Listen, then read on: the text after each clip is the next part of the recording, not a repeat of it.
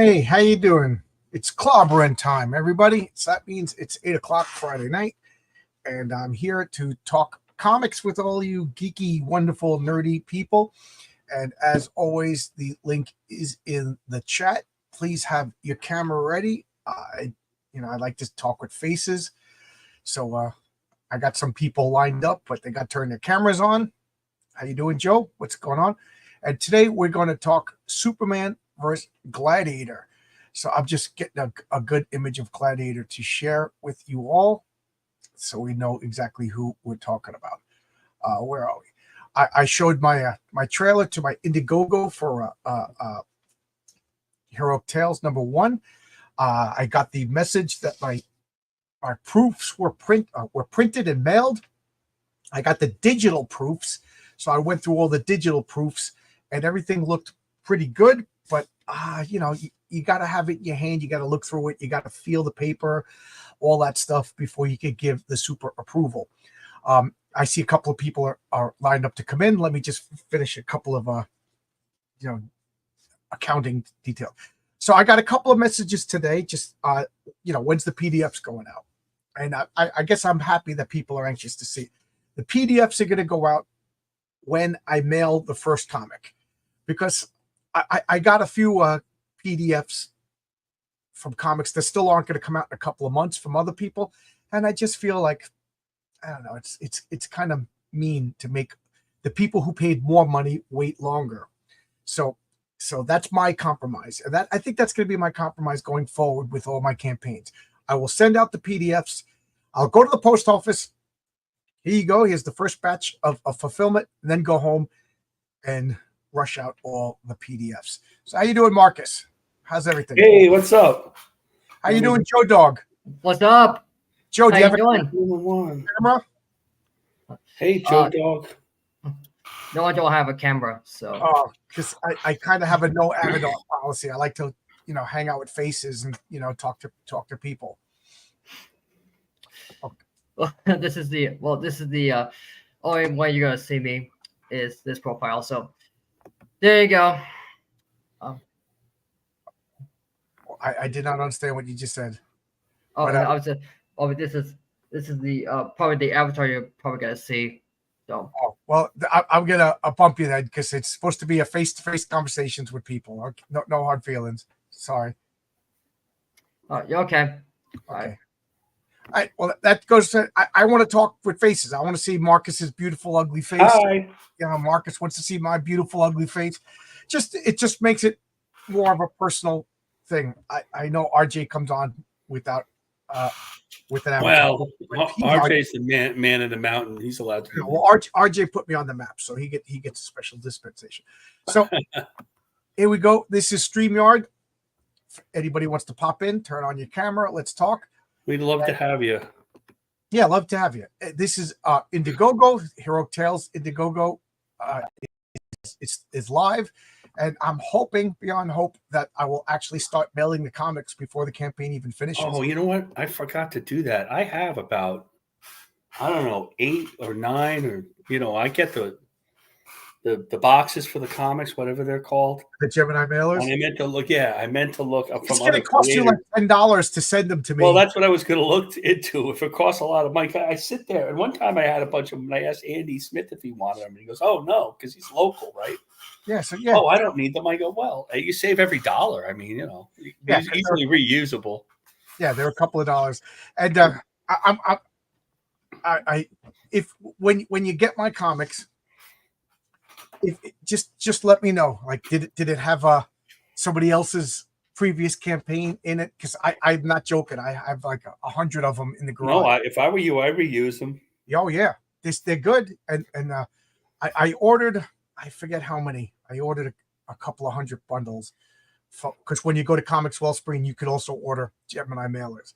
Oh, that's good. So they'll be coming too. But I must have at least 100.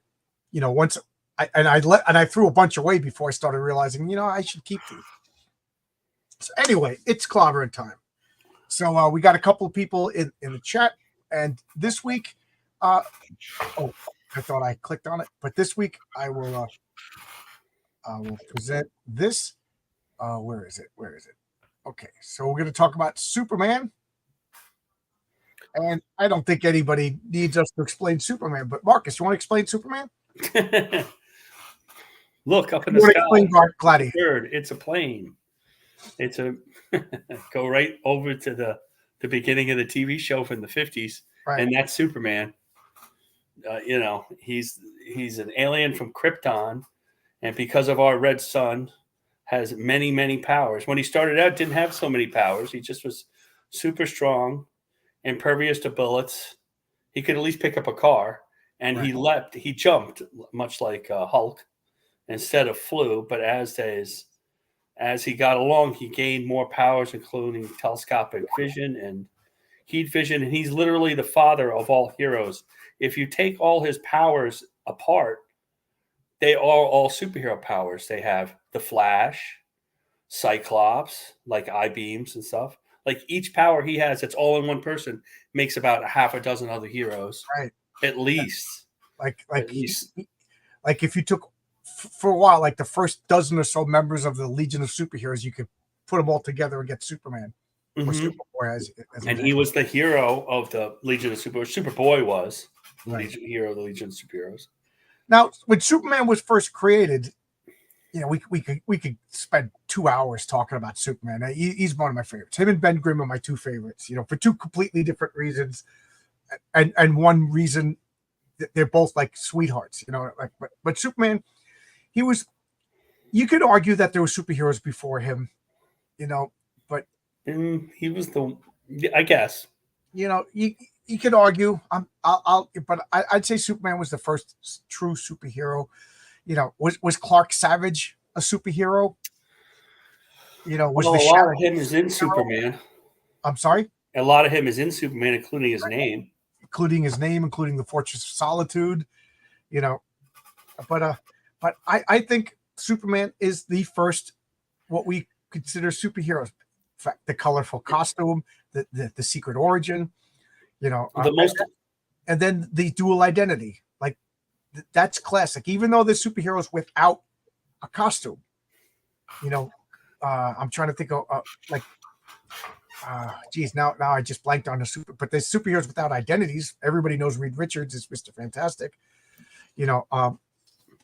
Even now, like there's a modern trend like Jenny Sparks or Pete Wisdom in the X-Men. There's a couple of characters. I'm sorry. Oh, Jenny Sparks! I just watched a video on that comic by your boy Zach. Yeah, that's why she was the first one to leap out. But Mm-hmm. But Superman is like he created the superhero.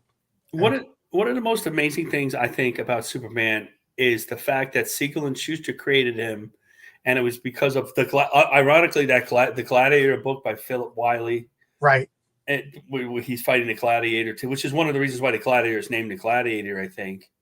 Right. But they shopped him around and they were knocked down and everywhere. Will Eisner, and I know this for a fact, regretted so much that he personally turned down Superman. Right. They went to the Eisner. They didn't really like Schuster's artwork that much. It was I like it. It's really appealing, but it was kind of simple. And at the time, even for that time, and the first issue, the first story is really a cut up version. And it was done in daily strips and they cut it all up and made comic pages out of them. Right.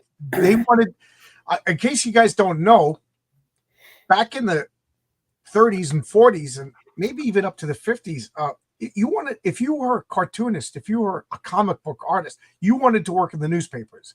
You wanted to do a daily strip. That had the prestige. That had the gravitas. The people who didn't make it did comic books. And Marcus, you probably know more than me, but the original comic books were literally just they took the old daily strips out of the newspapers. Oh, that's right. Repurposed them. Dick Tracy was in the comic book before Superman because he was a daily strip in the 30s, started 36, I think. And they put him in a comic book format because the printers wanted to have the print run. They wanted to have their presses moving all the time. That's how they made their money. If they were idle, they were paying people to do nothing. Right. And they weren't making any money. So they could do 5 cents at the time. And they repackaged more fun comics they repackaged Major Nicholson, I think, repackaged the old comic strips into comic books. This all became DC Comics, by the way, National DC Comics. And then they weren't really creating new hero or new content for them for a couple of years. And the first ones were funny animals, not superheroes. And then Superman came about. I mean, you know, and then, you know, Will Eisner did the comic book style in the newspaper. It was in an 8-page insert of several comics, not just the Spirit. And that was kind of groundbreaking as well. Yeah, he was. I kind of credit Eisner as like the first person to try to elevate the medium. Now, well, he always looked to elevate the medium, right? So he to me always gets nobody. Like, they always talk about breaking into comics. You weren't breaking into comics at the time. You were creating comics. You were creating the industry of comics, like from the beginning. Siegel and Schuster, Will Eisner. There's a host of others, a few others. You know, and Eisner, and when he was working with Iger, and they packaged comics for the content, studios cropped up that packaged the content kind of like kind of like Extreme Studios, Live, packaging comics for Image, packaging comics for Fox, packaging comics for DC, and that's how Simon and Kirby got their start as well. They weren't hired all to do comics; they were in studios making comics for the publishers. The publishers really weren't hiring them. They were working for Will Eisner and Jerry Iger until Eisner broke away with the Spirit. He broke away from Iger with the Spirit. That's all. But this Superman is the one that elevated to make the comic book popular. I mean, they don't even know how popular Action Comics was. I read somewhere that they were at a party, or one of them was at a party, and he was like, yeah, I write Superman, or I draw Superman. I forget which one. And the guy's like, oh, man, you must be loaded. My kid has Superman pajamas and a lunchbox. And he was like, what? Like, these guys literally didn't know. Like, to me, like, I see pictures of them, and I see, like, older men. But, you know, back in the 40s, people had, like, an older look. So who knows how old they really were but, like, I kind of picture, like, they were just nerdy guys who were so into their creation. You know, maybe they didn't understand the legality. Like you said, they wanted to make comic strips. The people that wrote and drew comics were the ones who weren't able to write books yet, or novels, or they were failed illustrators, or they were failed comic strip artists, and comic books were slumming. Right. You know, even way back when. There's one comic artist, and he started in the 40s, Edward Kinsler. He ended up painting 7 presidents, but he started in comics. That's who was in comics. Yeah, and comics didn't get a break until, geez, I'm not even joking, until like the late 70s, because then the 50s you had the 10-cent plague, the seduction of the innocent, and the anti-American hearings and stuff. To the point where people were leaving comics, people changed their name. Stan Lee always says that he wanted to put his name on the All-American novel, but I still think Stan Lee really, like, I base this just on my gut, that he took the name Stan Lee Lieber and made it Stan Lee because of the stigma of comics. Partially. Yeah, I think so. Maybe some anti-Semitism after a while. What was Kirby's real name? Jacob Kurtzberg. Kurtzberg, yeah. So he probably changed. They didn't necessarily. They used a lot of pseudonyms. They didn't necessarily want to be labeled, known as Jewish people back then. Right. Maybe you don't want to do that now either. Did you ever read the Adventures of Cavalier and Clay? I've read parts of it. I haven't read all of it. I've read just a little bit of it, not much. It's loosely based on Stan Lee and Jack Kirby, and right. It's so good. But if you're a comic book fan, I highly recommend read The Adventures of Cavalier and Clay. It's so good on so many different levels. But they talk about that, changing your name because you didn't want to be recognized as a Jewish person, And Jewish people created comics. They were almost all Jews. Right. William Gaines, I always remember the name William Gaines. What was his father's name? That's Bill Gaines. Was it Bill Gaines? No, Bill Gaines was the one. but his father was really the one credited with Well, he helped. He started. His father started comics. yeah, his father created comics. Like when people always say, like, who's your Mount Rushmore of comics? As much as I want to put like Jim Starlin and John Byrne and stuff like that, you have to put Gaines.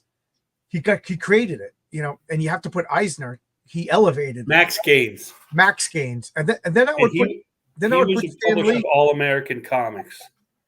All American did Wonder Woman and the Justice Society, Green Lantern, and DC Comics. They say the wing of DC Comics, but they weren't all together. When they started out, they were complete different. But they teamed up to be in the Justice Society with Batman and Superman. That was DC Comics. That was Major Nicholson. Jim Riley, is there anything Superman can't do? I remember watching the George Reeves Superman show, and there was a guy who was locked in a cement block. He was trying to run out the clock for the statute of limitations for a bank robbery. So he locked himself in with all the loot for whatever, 10 years or whatever. And then Superman just turned to material, George Reeves, and walked through the wall. And he's a kid. I'm like, Superman can't do that. But I guess Superman can do that. What can there was a long time in the Silver Age where Superman just had whatever power the story required. Even Max Gaines was Max Ginsburg. Oh, really? That was his real name? I'm looking at it now, so I'm not. I do look stuff up. I know you do. That's why I ask you. That's why I ask. And in 1933, the first 4-color saddle stitch newsprint pamphlet, Funnies on Parade. That's what I was trying to remember. By the way, just so you think, I remember stuff, and then I double check it. Then I come back and tell everybody I knew it. So, I'll look up what was Siegel and Schuster's first comic book work. They had something before Superman, and the reason why I know that is because somebody went to a garage sale and found More Fun #6, I think it is. They did something. $25,000 comic.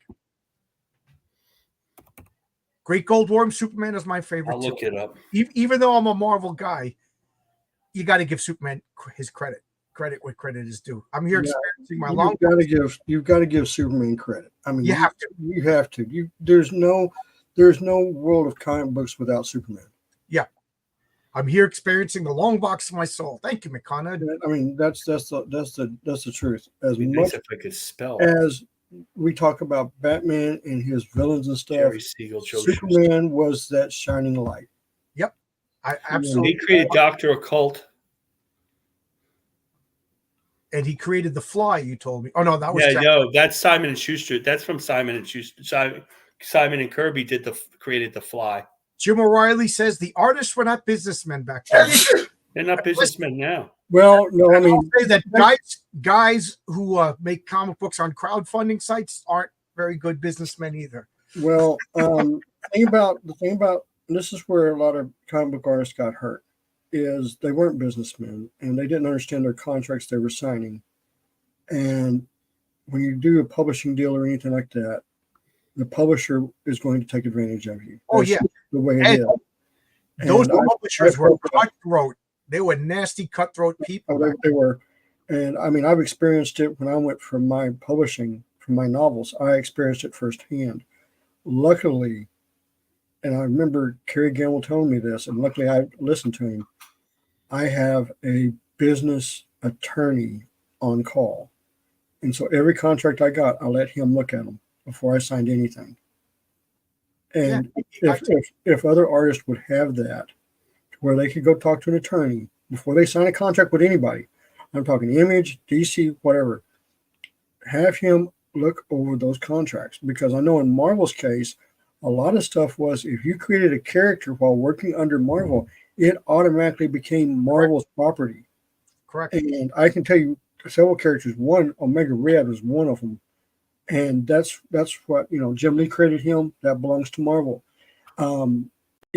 Image Comics, Extreme Studios, Warcry, that was created by Danny Mickey. That's why Danny Mickey left Extreme, because he had the same contract. Those contracts are still around if you're not careful. I didn't realize Siegel and Schuster created Slam Bradley also. Mm-hmm. Yeah. They did Dr. Occult for More Fun Comics before Superman. I was right. Dr. Occult. Surprised me. I follow the Gaines Dart when people look at me. It's comp. Okay. Dr. Colton Slam Bradley. Yo, yo, yo, what's up, Matt? Come on in.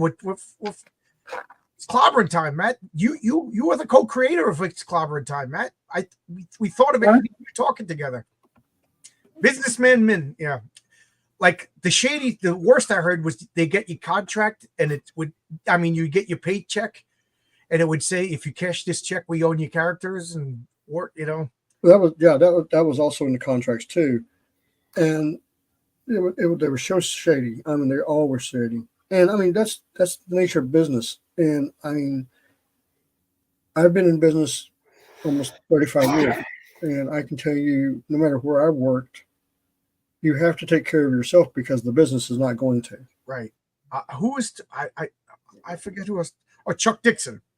He was talking. You know, every Wednesday he does Ask Chuck Dixon. He was talking about contracts. He goes, if you know, like Chuck Dixon. I'm talking out of my head right now. Chuck Dixon created Spoiler. He goes, if Spoiler is in a cartoon, they don't just mail me a check. He goes, I have to find out about this cartoon. Contact my lawyer. Have my lawyer talk to DC. DC has to then. He goes. They're not just. You know, they're not going to send you money. And Shane Davis was saying the same thing, that some of the characters that he created or co-created or whatever, he has to find, he finds out. I guess Yanzi is his wife is really good about scoring the internet to find out. I will tell you honestly, every Asian person I know, when it comes to finances and business and money, are probably some of the best people I know. I mean, hands down, some of the best. It wasn't that there were bad business. I'll say that a lot of more bad business, but times were hard. So that just created the perfect storm to screw over people. A lot of people, you have to understand something. A lot of people were young. It's a job. It's drawing. It's excitement. And they just signed. You know what I'm saying? They just signed on. They didn't read it. They just signed. Right. And maybe they figured things would get better, you know, whatever. EVS just posted that he got something for the Penguin TV series. Oh, good for him. Good for him. You know, he didn't say how much. He just, but he never get it now. But they never got it. And one of the issues is, and one of the reasons why the page rates are so low, they go, oh, how could Marvel or DC pay these low page rates? Because you can always find somebody who's desperate enough to draw the comic. Exactly. Whether it's in America, whether it's me, whether it's James, or they go down to South America or something, there's always somebody who's going to, if somebody wants $100, there's somebody for $75, then there's somebody for $50, or somebody for $25. You know, there's a whole bunch of rates for independent guys that aren't very high. So that's why it's a part-time. They could, but because everybody wants to do comics, whether they're good at them or not. And that's the thing. And I've always said, you pay for what you get. And I mean, and I'm being honest. You can pay $50 per page for average, or you can get somebody, the more you pay up, like say $200, $300 a page, you're getting into the bigger people. You know, whether they're straight, you know, if I walked into anybody right now at DC or Marvel and I said, I'll pay you $350 a page, they would leave there and come work for me. I'll tell you. I think you're right. I'm being honest. I'll tell you something honest. That's what John pays Renzo. You know, I don't like to talk finances, but I got a guy on my team he told me I pay better than Marvel. Yeah, and this is the way I am. And if I'm hiring anybody, I will ask what their pay rate. I will not suggest a pay rate. I will ask what their pay rate is. Yeah, because I'll set it too low. And they'll give me a number, and if I can afford it, I'll agree to it and I'll pay them. I won't even haggle with them. I went on somebody I'm working with. They gave me a page rate, and I said I can't pay that. And they were like, "Oh, I said, no, that's too low. I'd feel guilty. I'll give you more." I said that's ridiculous. Oh, I know. But anyway, we're getting in the weeds. Let's talk about Superman. Yeah. Sorry. It's okay. No, it's all interesting. It's just that we'll get dangerously close to how the sausage is made. But and I'm just as guilty as that. So we stay with George Reeves. I like what Geeks. I'm late. What's up? Superman wins. Right to the point. Okay. Good night, everybody. I got to bring somebody. I'm tired. I found this out. There was a guy. He is known as the greatest bodybuilder of all time. If you go look at his pictures, when he's clean shaven, He is Superman. His name is Steve Reeves. Oh yeah, I've seen Steve Reeves. Sure. Well, that name, that He was Hercules. Yeah, he did the Hercules movies back in the 50s and 60s, but he was originally, they were thinking about doing a Superman movie. They were looking at him to be that character. When he's clean shaven and you look at him, I kid you not, he is the poster child for Superman. He really is. I mean, He really is a superhero body. He had the Great Gold War brings up a good point. Which Superman are we using here? Well, I say the modern Superman, like, you know, the Well, how modern? Are we starting the Clobbering 80s, Superman. 90s? Are we going to go? Are we going to bring the 90s in all the way to now? yeah, 90s to now, from the Byrne reboot. Okay. Because if we're going to do the Silver Age Superman, you basically have God. This guy was moving planets and Yeah. I agree with you on that. They really went wild with him. yeah. Like- So yeah. Thank you, Great Gold War, for focusing the chat.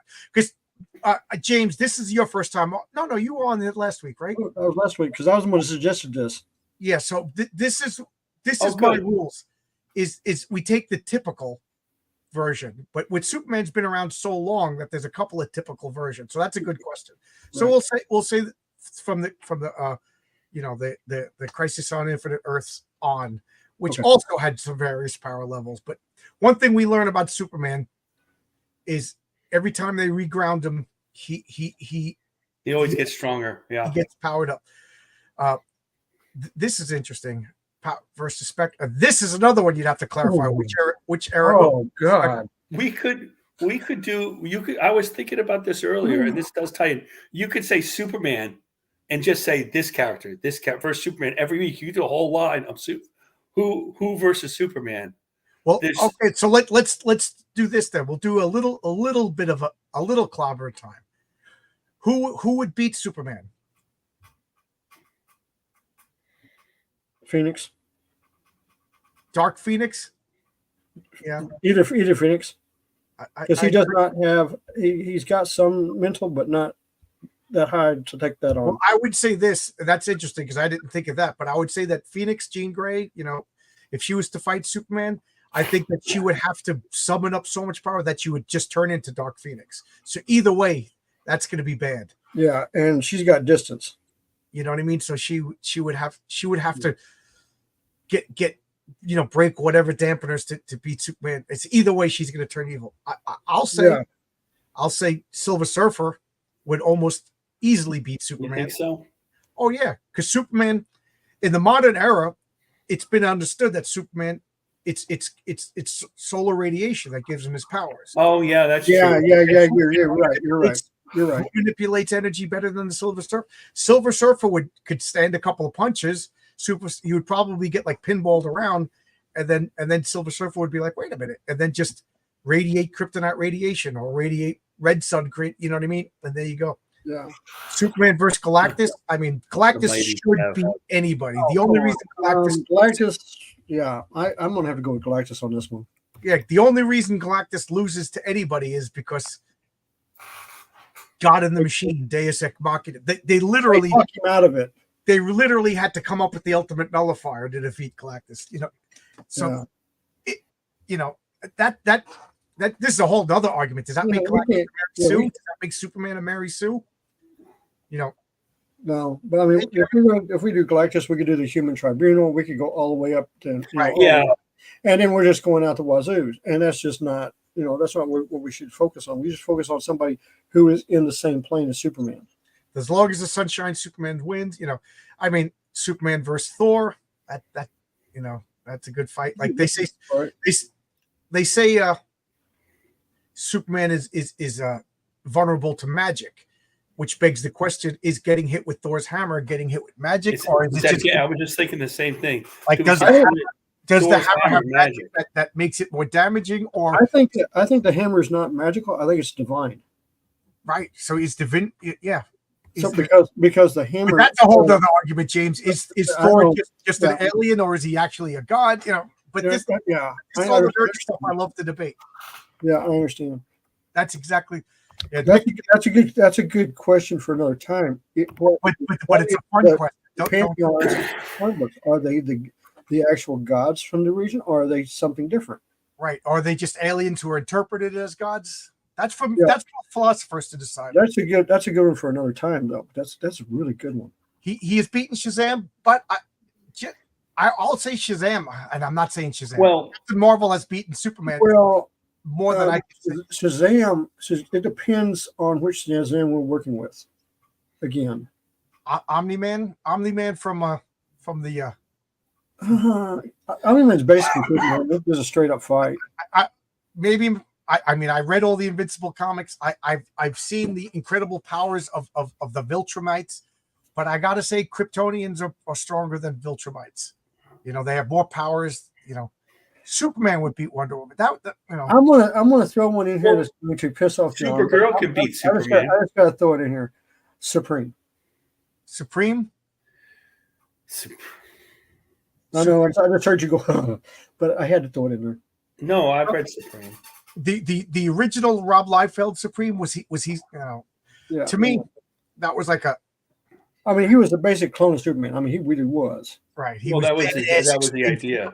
Yeah. I didn't like Supreme until Alan Moore took him over, And then Alan Moore decided that was his chance to do Superman. So Right. that's why the Alan Moore. and he played with all the Silver Age tropes. I cannot recommend that comic enough. You know, DC has insinuated that Supergirl's stronger than Superman. She's older than him. She was supposed to be sent there to take care of him as a baby. That was on a TV show as well. In fact, she did beat him on the TV show, which annoyed the crap out of me. Well, but I wonder, people read more modern comics might know better than me. Well, what it is they did a retelling of her to clean up all the mess they made in the 90s. Mm-hmm. And they had Michael Turner come in to draw the books. I remember the Michael Turner stuff. Okay, and basically she came in. Superman was grown, and she came in as a teenager, late teenager. But because of her age and the way her body was manipulated, she had the possibility of becoming stronger than him. That was the whole trope. That's why Darkseid wanted her so bad. And that's why they did all the fight with Darkseid and everything. Okay. It was really well written, and they really cleaned her up to where, you know, she had her own story. She was her own person. And then, you know, she had to run with Power Girl, which again, Power Girl's pretty strong too, and stuff like that. But, you know, the way they did it with this new version that they had going was really good, because after Michael did his series, Ian Churchill took over, and he really, I mean, those Supergirls that he drew were, I mean, that artwork is just phenomenal. It is so good. I'm loving all these comments. I'm just scrolling through all the comments. This is interesting. Superman, because she doesn't hold back more reckless. Well, I like to choose Power Girl. Who's Ronnie Coleman? Girl for a couple of reasons. I love Power Girl. I really do. I love Power Girl. She's one of my, I love her. I know what the trope was when they created her. I know the whole story about what they were trying to get away with. And it worked. It worked. Wally West Bazoom incident. That's we'll refer to it. No, Power Girl. Bazoom. Bombshell is live on Indiegogo. Yes. Yeah. Nice one. Blue Bombshell. That's yeah. That's I like Clint a lot. I will back that eventually. I've already backed both of them. So yeah, I mean it's I don't know what he's doing. It's a fun book. It's a fun book, but you know, it's one of those books. I'm not going to go any further on it. Just, you know, I will say, you know, I really like Clint Hilinski's art, because it's retro and modern at the same time. He's one of the only people that could pull that off. You know, I already told him that I would love to hire him at some point to just draw a flat out regular superhero book, you know, because I really do like his clean. Again, I really like that modern at the same time. It's so good. I like that Justice League book he did. It was excellent. He really like that issue version of Crisis on Infinite Earths. You know, but he's a little violent for a superhero. He's a little violent. Really he's a little risque, but you know what I mean. But it's his own property. He can do whatever he wants. Do whatever he wants. That's the thing about being an independent creator. Right. You have your properties that you can play with. as an author and an author. Hey, he does all right. I copyright all my stuff. Right, but I also feel that he doesn't cross a line into just like gratuitous, like over the top trash. Like it's boobalicious. It's fun. It's a fun. It's fun. But it's not just like crass. It's, I did a bit of a blue. It's what heavy metal should have been. Yeah, I'll agree. Matt is still calling for. Come on in, Matt. Come on in. Yeah, come on in. Let's focus now. So let's get back to Superman. So what can Superman do? You know, we this is the way we always we talk about the character. We talk a little bit about the real history. Then we talk a little bit about the character itself, the villains, and some of their best stories. So remember, we're going back on Superman. Jim, you want to tell us? Right now, we're basically going from 90s on. So we know he can survive without atmosphere. We know he can fly. We know he's got incredible strength. He's got invulnerability. He's got the hearing senses, the eyesight, the laser vision, the cold breath. That's basically everything that he can do. Because even with the super speed, that's still his movement power. You know, that makes him move so quick. So pretty much you would have to have something that would hit him so hard to get past his invulnerability, which is going to be really hard to do because I see his invulnerability. And actually, I've got the DC Heroes roleplay book over here that's got his stats in it. So I know what his stats are, and they are freaking high as hell. They're super.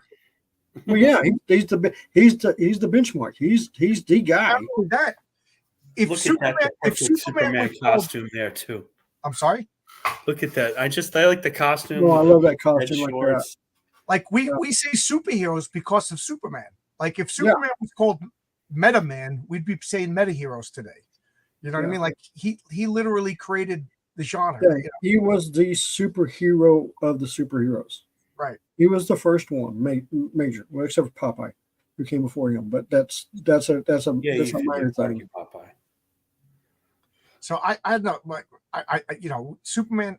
I always say he has the standard array of powers. Like he has the powers that super strength, super speed. You know, and people forget he's supposed to be super intelligent too. That's a good question. Is Gladiator fast as Quicksilver? Well, we'll get to Gladiator later. Yeah. I remember in the 60s, they used to do a lot. The Kurt Swan, you know, the Silver Age, they used to do a lot with his brain being like a supercomputer. Right. And he was super smart, and he kind of lost that because that really separated him. Like when they wanted to make, like when Denny O'Neil wanted to make him more humor and they halved his powers, to have him act as smarter than anybody else and then go in there and be Mr. Fantastic and come up with everything that was a little over the top, then we lose. We can't relate, you know. I liked him as a smart investigative reporter. Yeah. You know, that I like Batman. I don't think I'm going to say Batman's smarter and more cunning than Superman is, but Superman on his own is pretty dang smart to figure things out. I don't think he's dumb. No. No. I'm talking about he's an ace reporter, investigative reporter, and especially back in the 90s and stuff. Investigative reporter was one of the most top jobs you could have, and you had to really know what you were doing. You know what I'm saying? Yeah. I'll agree with that. So at this point now, so we all agree pretty much. I mean, this if you're watching this, we all pretty much understand Superman's powers. Superman's weakness, kryptonite. Now, yes. At one point, it was literally just a rock from Krypton, and it was this whatever MacGuffin rock that whatever, and it was the rarest substance in the world, except it was everywhere. You know, it's that comic book logic. But then one of the things that I like, and I'm sure a lot of people in this chat will probably agree, is I really like how John Byrne made it. It's the radiation from the kryptonite. Right. And I like that too. I like that. K weapons, you know, and then they. No, I like that. I thought that was so. It's one of my favorite things. As much as I love John Byrne's art, I think I'll put his logical, conclusions that he makes. John Byrne was good at comics. I'm sorry. You were talking. I'm sorry. It's okay. Okay, I'm excited. I just said John Byrne was good at comics. Right. Exactly. Perfect way to put it, Marcus. He was good at comics. He was good at every part of comics. He was a good Like, writer. maybe he explained too much or in his writing sometimes, but mostly he was good at comics. He was And good. he was good at trying to at least try to be logical about stuff. Right. It wasn't always. You can't possibly be 100% like you are, John. You can't possibly be 100% logical, but it has to make sense in your Right. mind. We're talking about people who could fly and Yeah. shoot laser beams. So yes, The thing that about John Byrne that I really liked was not only could he make comic books, but he knew his audience, and he knew how to captivate his audience. They would come back to read more and more and more. And I think that's one thing that's missing today yeah, in mainstream. yeah. Is know your audience, know your comic characters, and produce a character that gets your readers to come back every week to buy more. And he was really nice when I met him. I know everybody Yes. makes him out to be a demon, but I Well- got a super chat. I got to respond. RRTNZ, $5 New Zealand money, which I think translates to like a kiwi bird in America. Superman beats Gladiator, better feats even in the Byrne era. I wear Superman t-shirts, but Superman wears Chuck Norris t-shirts. You know, I tell you, man, I get so tired of the Chuck Norris memes. They were funny for like a couple of months. I just saw him a couple weeks ago. I kid you not. I just saw him a couple weeks ago. In real life. Yes. You saw RRTNZ in real life? No, I saw I Chuck know. Norris. Austin I saw Chuck Norris in real life just a couple weeks ago. So, and he doesn't have. I mean, you got to remember how old he is too. He's not young anymore. Right. And I mean, he looked good and he walked good, but you could tell he's lost a step. Yeah, he's in his 90s, right? I hope. No, I I think he's late 80s. I think he's in his late I'm 80s. in my 50s and I'm freaking dizzy all the time. What keeps $2? Superman. Okay. We're jumping ahead. Chuck Norris memes never get old. I'm being corrected. I like it when they went to the Jack Bauer meme, so 24 was hot. Jack Bowers would wish he was Chuck Norris. Okay, so I wanted to get back to a couple things that John Byrne that I really like. So he made it that the radiation. So if you remember that George Perez armor or the Jack, I forget who. Yeah, it was George Perez armor for George Perez did the armor for Lex Luthor, and he shot green kryptonite radiation rays. Right, because it was fueled by kryptonite. Right. So he had and I love that he made him, a threat, and then because it was the red sun radiation that changed him, supercharged his cells, and if you went to a different, so John Byrne subtly changed his power from a magic rock to a scientific spectrum of radiation, which is why I say the Silver Surfer could beat Superman, and it was flawless. And the other thing that John Byrne did is, how could Superman lift up an airplane?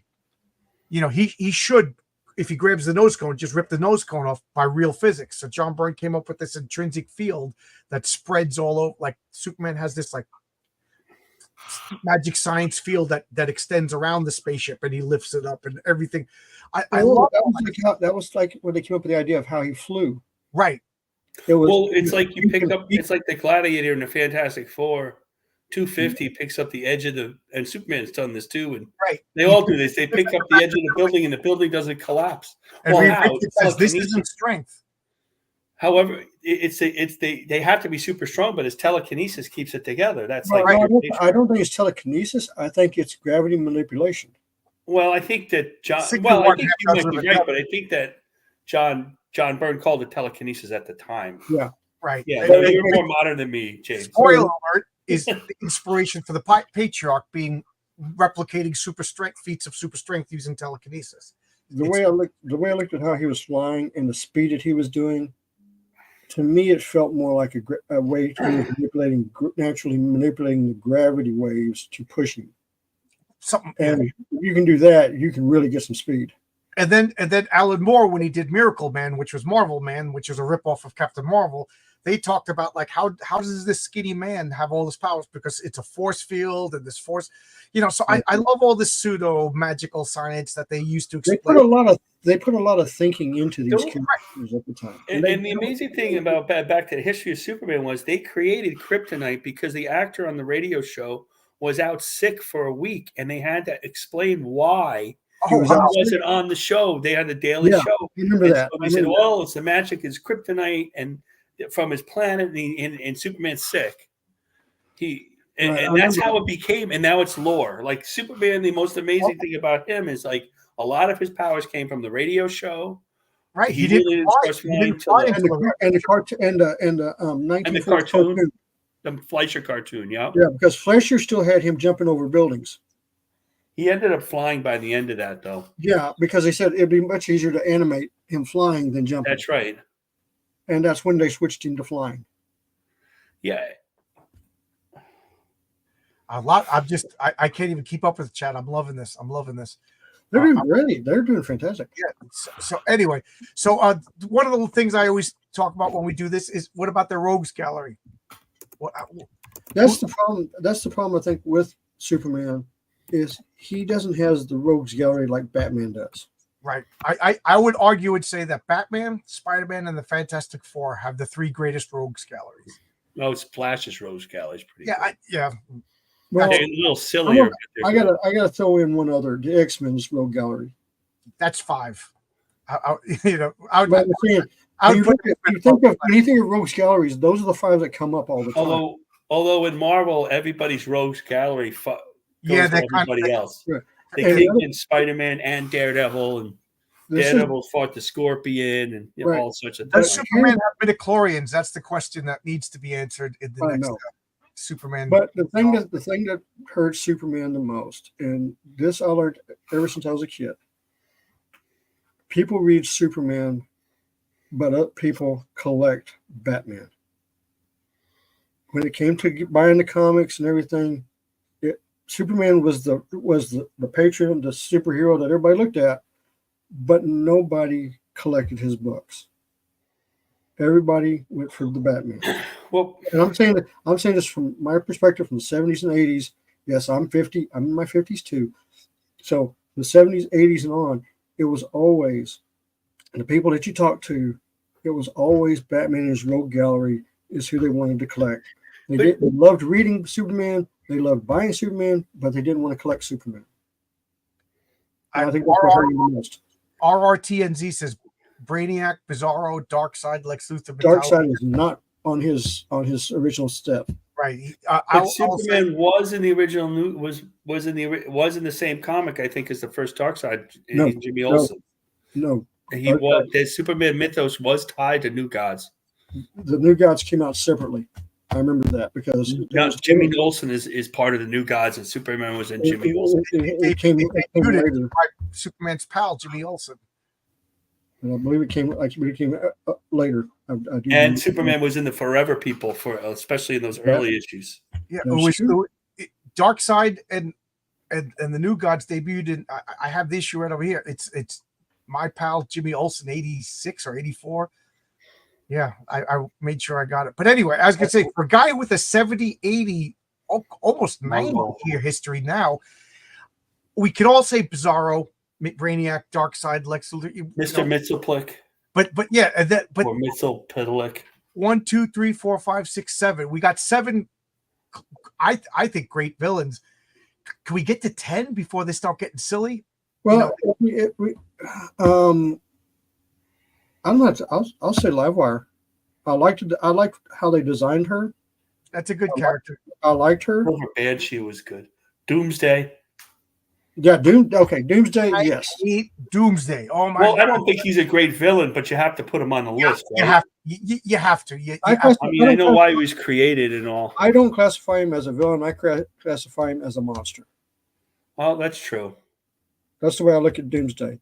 He was created as a killing weapon and not villain. Parasite. He did his job, and that's what his job was, to wipe out everything that was a threat. I would like to point out one last cool thing that John Byrne did that I thought was phenomenal. I forget what issue it was, but somebody planted a bomb and put it in a lead container and said, I'm threatening Metropolis. I'm going to blow up the bomb and blah, blah, blah. Bad guy plot number 407. But what made it interesting was Superman foiled it like 2 pages. And the guy was like, what? He goes, classic mistake. Everybody knows I can't see through lead, which means lead stands out like a He goes, so I just expanded my X-ray vision, and wherever I couldn't see was lead. I saw lead objects throughout the city. That's plumbing. That's this. That's this. Oh, I don't know what that is. Daisy bomb. And I thought that was so clever. Yeah. So clever. But anyway, so Superman. And the last thing I want to talk about Superman is this costume.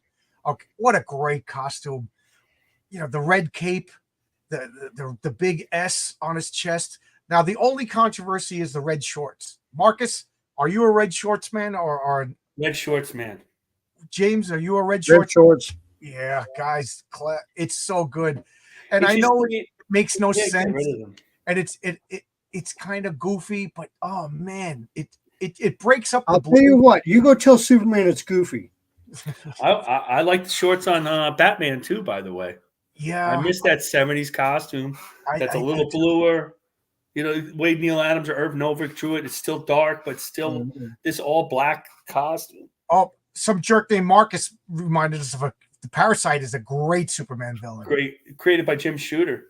Great Superman villain. I love the Parasite. That's a good one. Okay, so the Toy Man is in that. Could be hokey, could be, you know, like you can make the Toy Man a horror villain real easily. You know, Chad Jerkins did do that in that run. I bought all those. He made it basically, well, what we would call like basically a pedophile.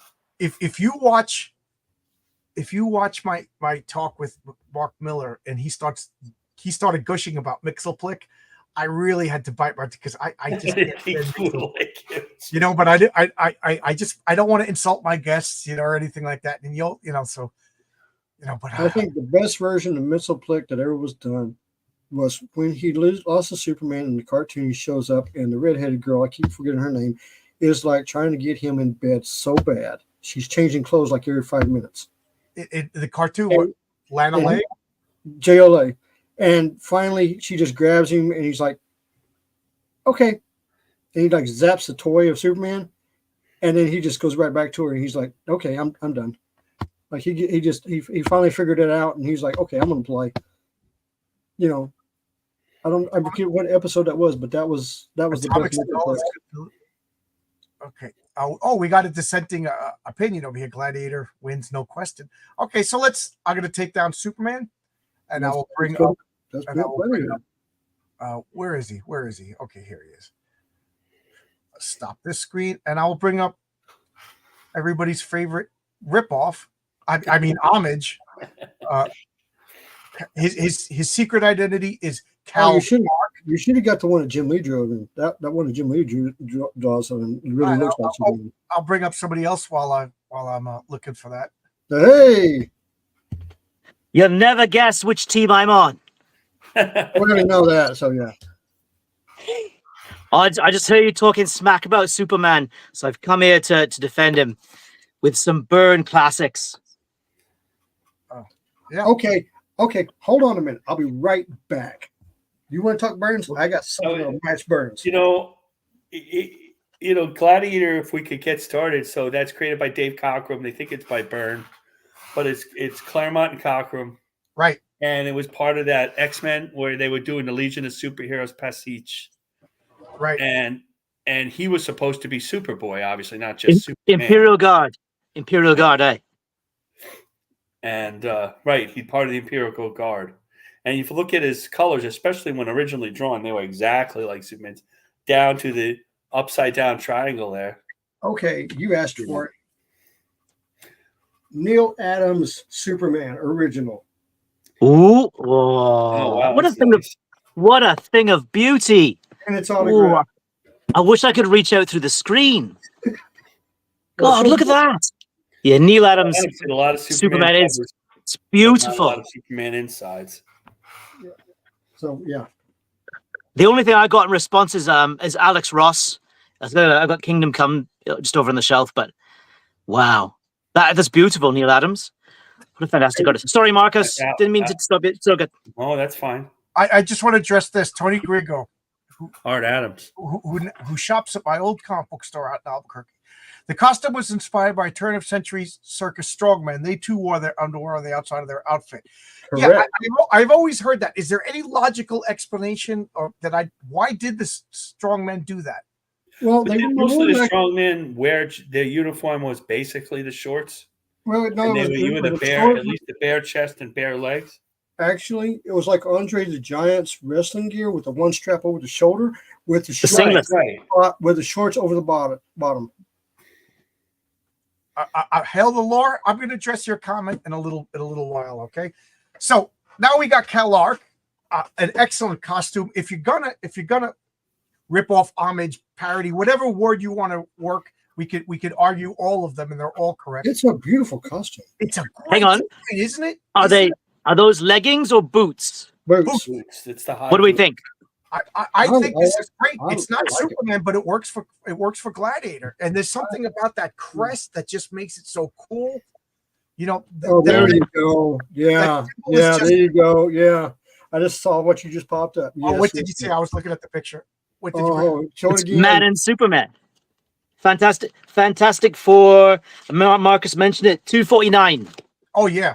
Let me bring Man that up. and Superman. Right. Do you have the Superman issue with the same thing? Where he beats the Teen Titans? No, I don't, unfortunately. The superheroes. Yeah, they do the same thing. John Byrne parried himself or homaged himself or whatever a few Yeah, times. yeah. He's done it, I think, 3 times. There's Yeah. one for Fantastic Four. There's one for Superman Action Comics against Teen Titans, but I can't remember the other one. It's been done a bunch of times, but Isn't it Dark Side? oh no, Legion of Superheroes. There's a Legion of Superheroes does as well. Same that- pose, lifting block above his head. I think. Right. Yeah. Gladiator looks like he dances at the Blue Oyster. Let's the better. So we got Kalark. And anybody want to tell us just a general history of this character? Anybody know him well He's enough? part of the what is that? Shire, the Shire Imperial Guard, And yeah, he's actually the leader of the Imperial Guard. the And- Praetor. The thing about his powers was, as long as he does not have self-doubt, he's jacked like a mug. He has interstellar flight. He can survive in a vacuum. I'm gonna say he's almost on par with. I'm gonna say he's on par with Superman strength-wise. I mean, he is. I mean, there's a part where he just barely. I mean, he launches Juggernaut like several miles away when he hits him, and hitting Juggernaut that hard. That's an incredible power. You know, he does have the mental part where that's his weakness is his self-doubt. As long as he doesn't have self-doubt, he's the most powerful. Like the Shi'ar is supposed to be their own galaxy. I forget if it's like the Andromeda Galaxy or whatever, but the Shi'ar is a ruler of a galaxy-wide empire, and and the Marvel. Again, I stopped reading Marvel for the most part in 2015, so who knows if they changed it. But the interstellar politics there was the Kree, which I remember as being like the smaller Magella cloud. That was their galaxy. Then the Skrulls were the Andromeda, and the Shi'ar, I don't know, they were another galaxy. But those were the spanning empires that like pretty much surrounded the Milky Way. And then the Milky Way had some smaller empires, for maybe kingdoms is a better word, but in order to fight each other, they all had to like cross the earth, so we were always caught in the middle. But the Shi'ar, out of all of them, I always got the impression that they were probably the most benevolent out of the Kree, out of the Skrull. And It's Charles Xavier's girlfriend. right, She was the Empress. that Sorry, Empress- it's gonna fix the camera. Yeah, I remember she got dethroned, and Gladiator assumed the throne. Right? no. No, Her the sister. It was the sister. It was the evil sister, wasn't it? It was Death No, Guard. it was her brother. The Decan. evil That sister led was to the McCran Crystal story, which again brought on Dark Phoenix. Yeah. correct. And Gladiator was the number one soldier, leader, most powerful. He was the big cheese. Yeah, but his role though is his duty is to the Emperor. So Right. whoever the Emperor is, Whoever the he ruler obeys. So if it's Yeah. the emperor, the empress, it doesn't matter. That's who he obeys. And he's Yeah. 100% loyal to that person. Right. And does anybody remember that there was a comic? I think it was called The Annihilators, and it was a super team comprised of like the most powerful characters in Marvel. So it was like Beta Ray Bill, it was Gladiator. Why can't I think of the rest of them? But it was like was Sentry in it. no, I think it was before the Century was Before the created. Century. He should be one of them.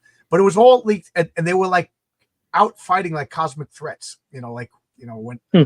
But I think it only lasted 6 issues. Didn't catch on. Man, I was salivating at the idea of that comic book to the point I ripped it off in my role playing game, which I do a lot. Nice.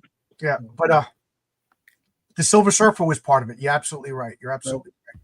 Adam Warlock, maybe Adam Warlock. But okay, so back to Gladiator. So like James said, he is loyal to whoever's ass is in the throne. So when Deathbird was the Empress, he did. That was a hell of a story when she got it. So, and he was the leader of the Imperial Guard, and the Imperial Guard were an homage, whatever, of the Legion of Superheroes. So he is, no joke, Marvel's original Superboy. I guess Hyperion is before that first, but that's a whole nother story. Yeah. I loved how they did him. Squadron when he came in, they brought him in and he tore up crap. Right. I mean, he didn't come talking. He came in, ground, pound, and then talk. Because every time he showed up, it was, I'm going to pound you in the ground. Right. And you're going to surrender. So we know his powers. He's got the heat vision. He does have the super breath. He's got the super strength. He's got the speed. He's got the as the original Villains of Vigilantes rulebook, the independence from atmosphere, meaning he can survive in space, things like that. To me, his defining moment is him and Colossus fighting on the blue area of the moon when buildings just collapse on him. And then in the darkness, you just see a blue figure, but you don't know if it's Colossus or and then you see a Gladiator and his costume. To me, that was just Shakespeare. I loved that one, and I loved the moment that Juggernaut basically was like, "I don't care who you are, you're not," and then all of a sudden he just walloped Juggernaut. And I'll show you a comment in a minute, but Logic's fine. Yeah, that's yours. That's what you just talked about. Right. The Kree and the Skrull. That's the Colossus fight. We can't talk over each other. The Kree and the Skrull. Oh, sorry. Galaxy. The Sheer are the close. Yeah. Again, I'm not claiming that my memory is perfect. And then again, you know how Marvel kind of changes things. So you're probably right. I'm not going to argue that point. But what were you holding up? Let's see. Oh, that was what you were talking about, John. That was the fight you mentioned. That Colossus and so you have the Colossus and then Colossus grabs the pillar. Yeah. Hang on, turn the page. Drops it on Gladiator, who just wears it. And then go back up to that first panel. That's tell me that's not like a classic Superman pose. You know what I mean? Exactly. Superman. And I always loved that second panel of Colossus and Gladiator just punching each other. Yeah, so awesome. Byrne does that panel a lot because I've seen other, like there's a fight between Colossus and Magneto where they actually punch each other, and it's the one punch to the face and the body blow, hook to the body. Yeah, and then what John's Nefaria do the same thing. Well, of course, Count Nefaria. How could I forget? And then John's talking about this. Yeah.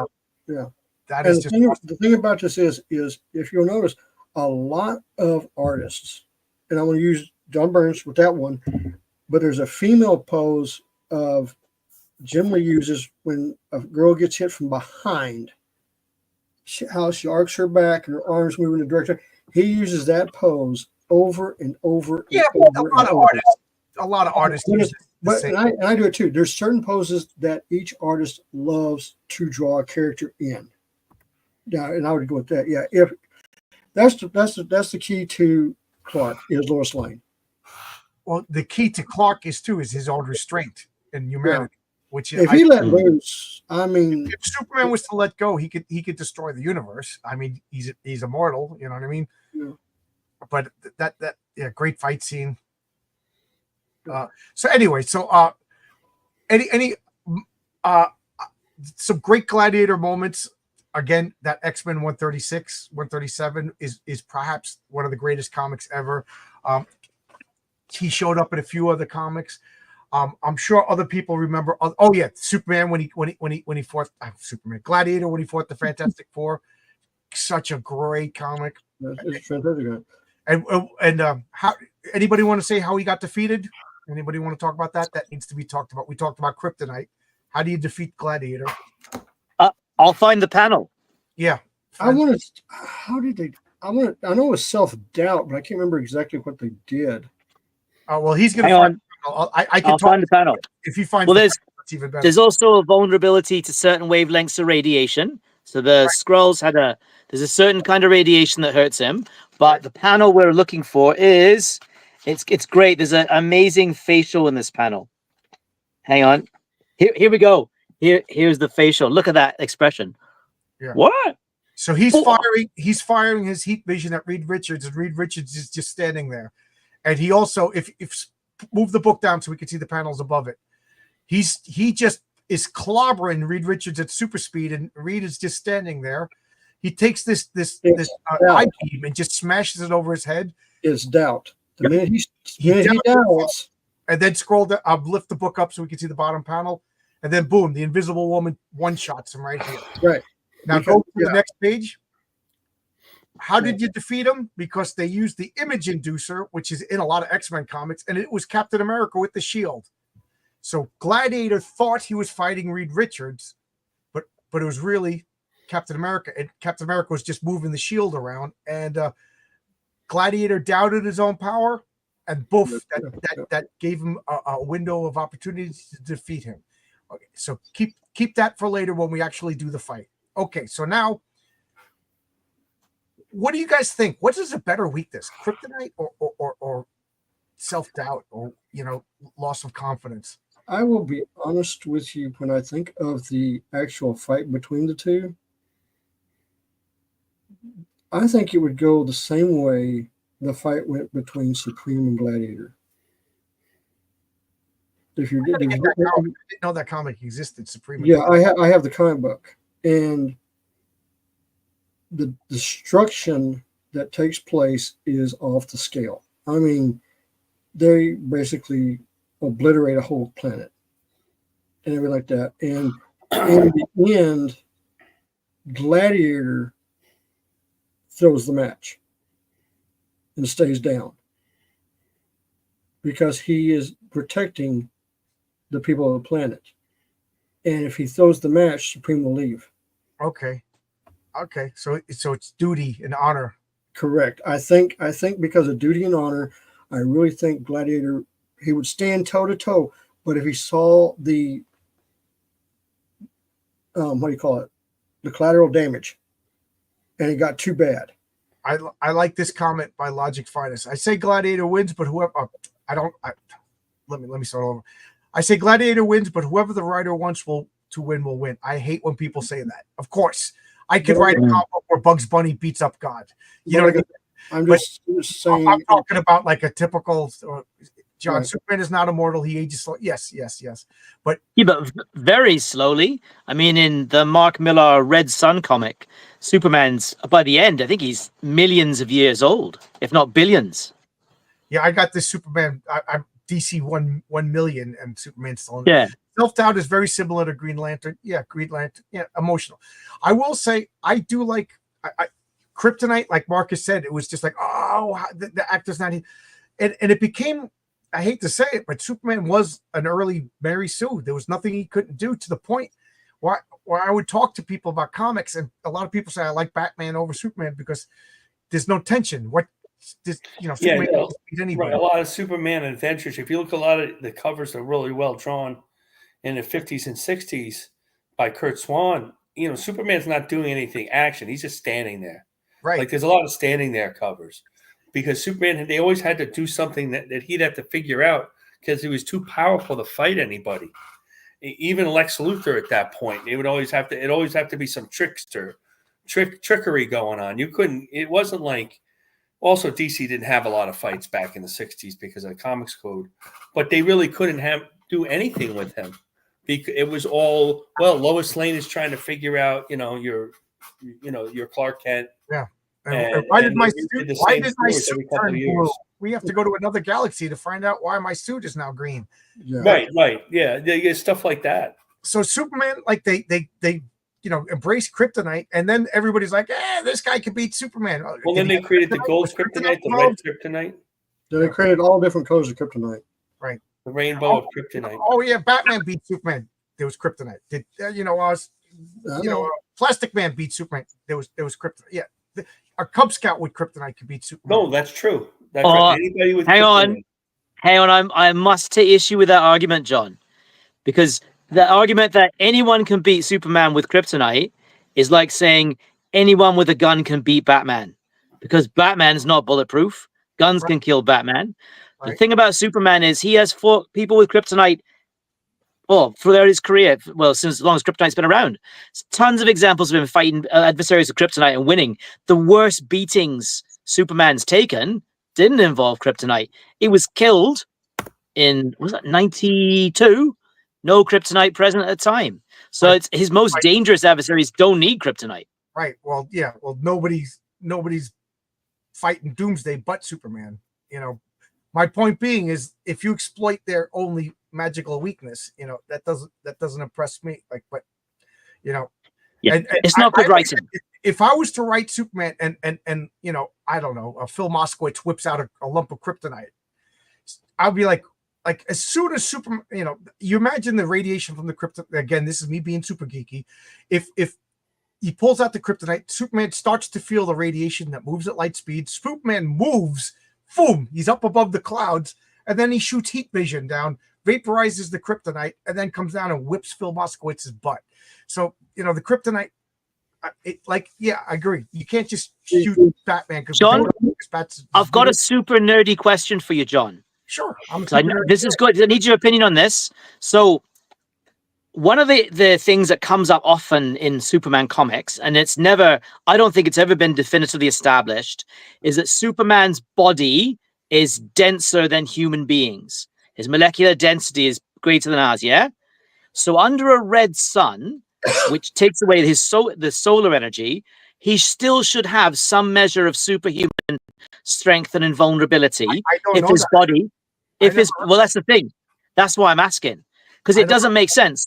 If his body is actually different than human beings, and you remove the power source, the body itself, the way it's put together, the elemental molecular composition doesn't change. So why shouldn't Superman have at least some superhuman powers even under a red sun? I'm going to agree with you on that because I'll tell you why. Even though he lost his superpowers, the powers of his race, like the body densities and the strength of his race, if it outmaxes a human's setup, he would still be stronger and faster, just not on a scale of him being Superman. No, that's what I'm saying. But I don't think anyone's ever definitively dealt with that in comics. And usually the default position, the default position's usually under a red sun, he's completely human, right? But I don't think that, well, I mean, if we're looking for logic in comic books, where we're going to go. But it doesn't make sense to me. That's just my take.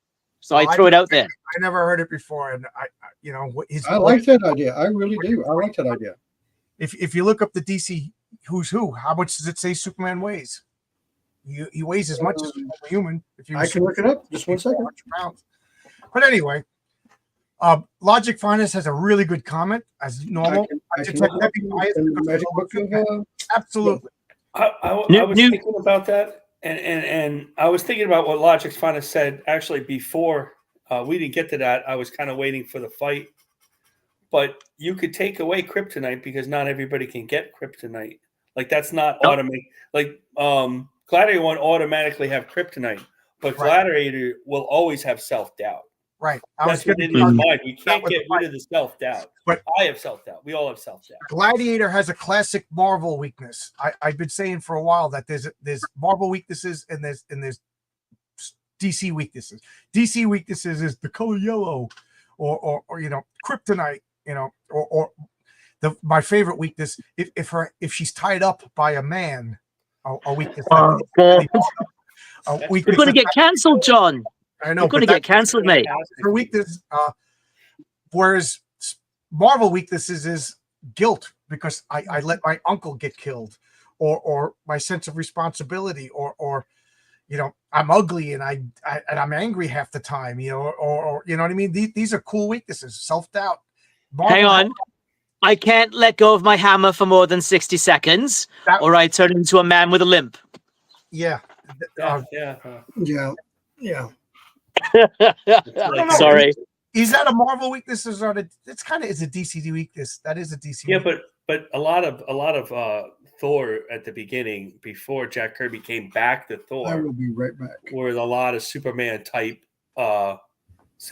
stories. In fact, they were written by Robert Bernstein, who was a Superman writer for DC, R. Burns for Marvel. So if you read the ones in between, that when they created Stan and Jack were on it, and then when Stan and Jack left it, Stan was trying out different writers to see if they could do the Marvel method, and Joe Sinnott drew most of them. Don Heck, a lot of those are Superman type stories. They're not like what we think of Thor. In fact, Thor on Earth is mainly Superman. I like. You're not wrong. He was in the Elementals. Hey, John. Batman's weakness. That's right. Well, that's a different Thor. I'm going to say Batman's weakness is that he's human. Batman, you don't need to give Batman a weakness. He doesn't have any powers. He's human. You know what I mean? Just like Captain Marvel's weakness is he's a little boy most of the time. I love Batman's code is kind of his weakness. That presupposes that Galactus will have self-doubt. You can't just assume that. Right. Again, we'll get to that when we actually do the fight, which will happen any second now. The potential of Bizarro has always frightened me. Imagine how the powers of gods in the hand of a brain-damaged little child. Yeah. I will say this. Get Heroic Tales number 5. I will be exploring that. He has PSD when in Crime Out. Yeah. Definitely.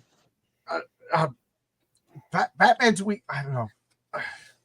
Batman is a fascinating character. And I just don't think he needs a weakness because he doesn't have any powers. Like Spider-Man needs that weakness of guilt because it's such a great weakness. It's a great motivator. But like Green Lantern, the whole yellow, like I like that they kind of transitioned it into fear.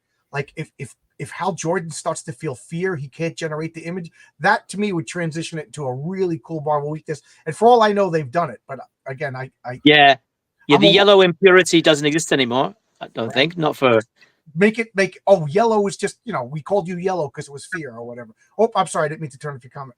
Correct me if I'm wrong. The weakness is if Gladiator doubts himself, he gets weaker. Not that he doubts him. Absolutely. Yeah. This is the guy who's the enforcer of a galaxy. The fact that Reed Richards got him to doubt himself is a testament to the intelligence, ingenuity, and the wits of Reed Richards, not the weakness of Gladiator.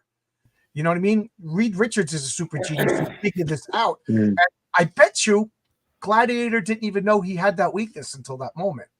Does Superman outthink Gladiator? Well, I guess we'll get to that. So now let's talk about the fight. And as always, the situation is neither has prep time. I hate that prep time nonsense. So what is it? Like Superman or Gladiator? Here's a scenario. Okay. Deathbird or Deken is the emperor of the Shi'ar, and they send Gladiator to just basically declare Earth as the newest annex of the Shi'ar Empire. And and he plants a flag where in the Sahara Desert. Just we don't want buildings to get destroyed because buildings will get destroyed in a fight of this magnitude. And then Superman tells him to politely leave. So there you go. There's nobody's picking up cars, nobody's picking up kryptonite. There is no kryptonite in the Sahara Desert, whatever.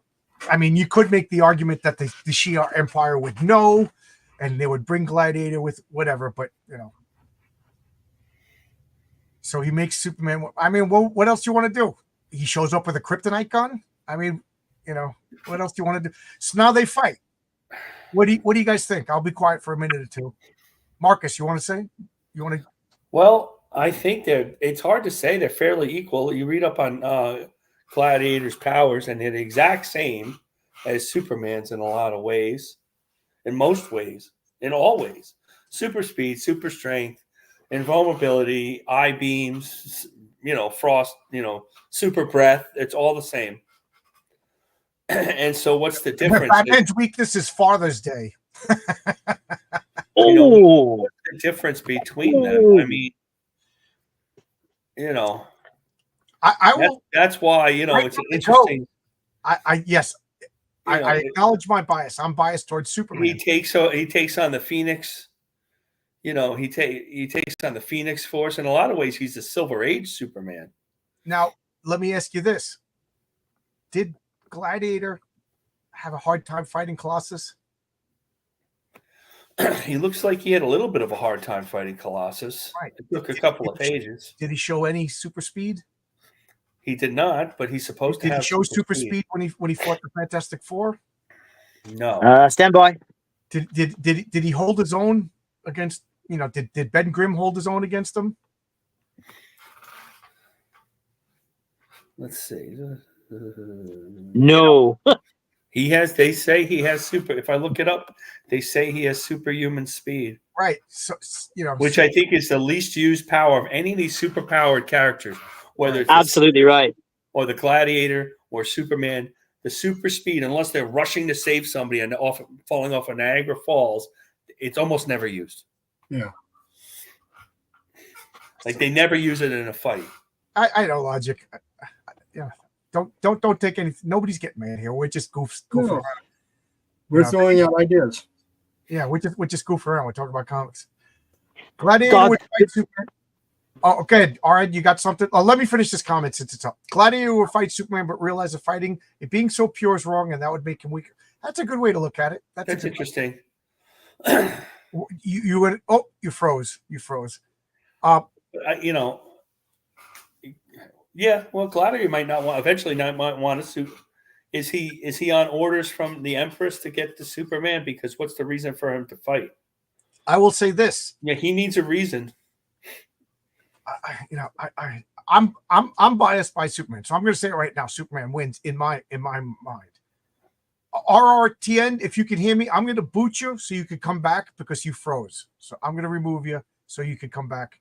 Okay, so I'm looking at Gladiator and I'm looking at Superman. I don't think the Shard would send him to take Earth because that would pull Darkseid into it. Well, this is the scenario. That's what I'm saying. But say they did meet, I think the fight would be straight up equal. But I think Gladiator is a more noble, not honorable, but noble. Gladiator's more noble than Superman? Yes, and I'll tell you why. He's always doing stuff to protect the people. And I think if he saw the collateral damage before Superman saw it, I think he would throw the fight and let Superman win. Just like he did when he fought with Supreme. I'm going to call you on that one. I don't think there's anybody more noble than Superman. I'm doing hairs, I'm doing like just right here on the hair.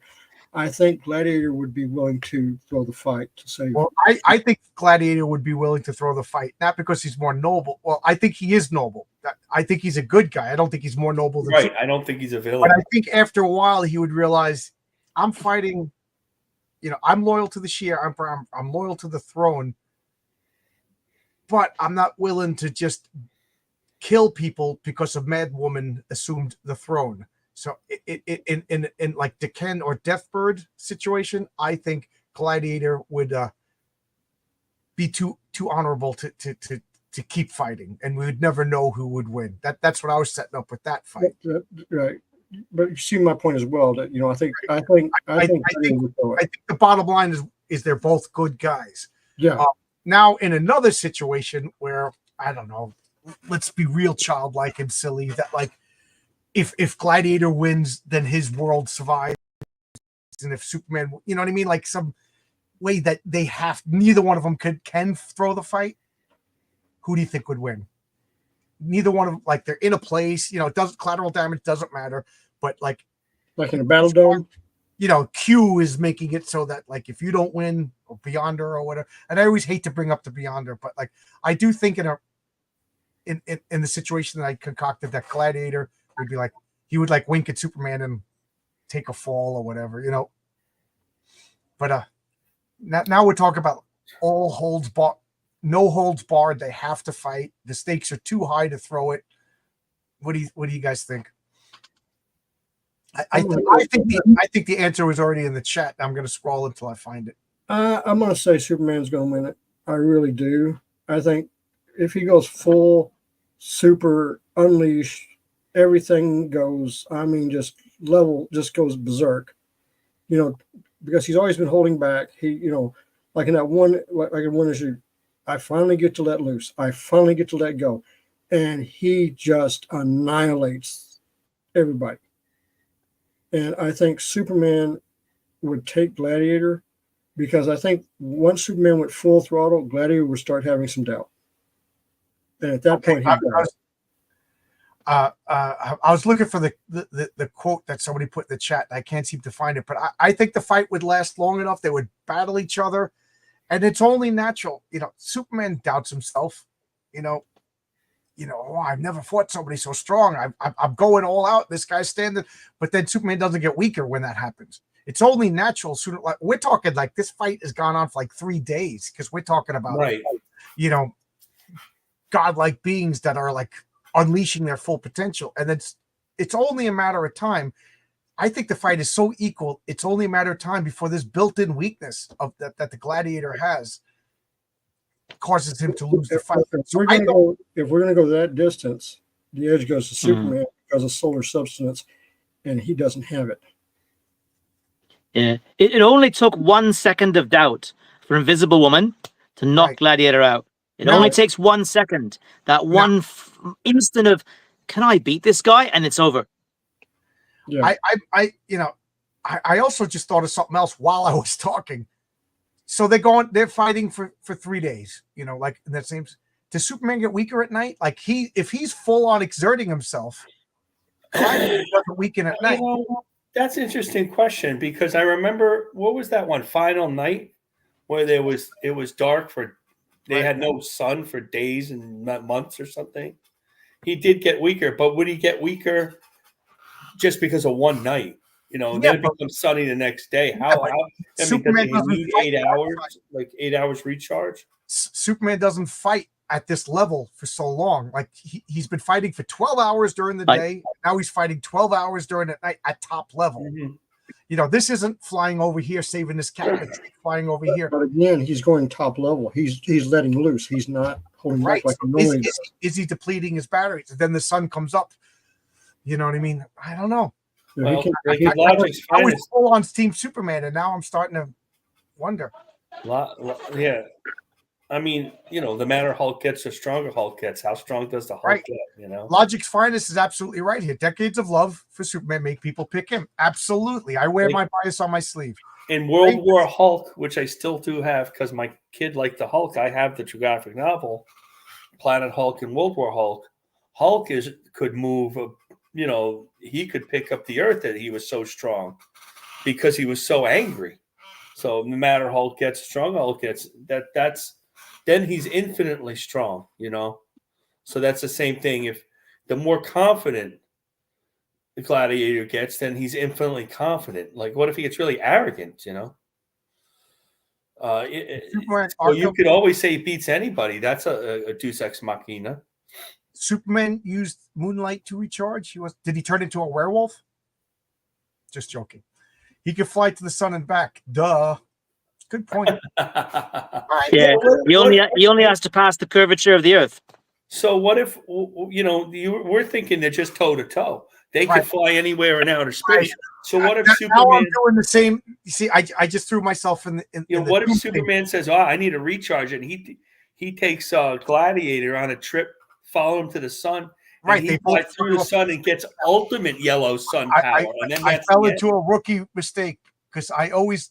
I was going where you were going with that about being in space. The minute when I remember that power of solar substance, I was like, he's got an infinite battery, and he doesn't. Right. So got an infinite battery. I always got mad at Doomsday story because Superman just stood there on the ground. Right. 2 dimensions, not fight. Basically, Doomsday was the Hulk. So if Superman was to fight the Hulk, Superman comes in, hey, I feel bad for you. Superman never comes in full strength.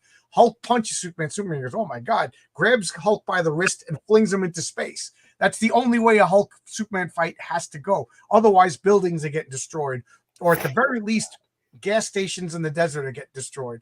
So, yes. So I was thinking they're just standing there punching each other for 3 days. Yes, The thing with Superman yeah, and they're both Doomsday gonna fly. is So they're Doomsday's flying, too they're going crowded. into space, and then of course, I know Logic Finest is going to get mad at this comment. I think Superman's smarter than Gladiator. At no point did I ever see Gladiator display I mean, how anything many? like Then smart. I never said he was smarter than Clark. I said he was more noble.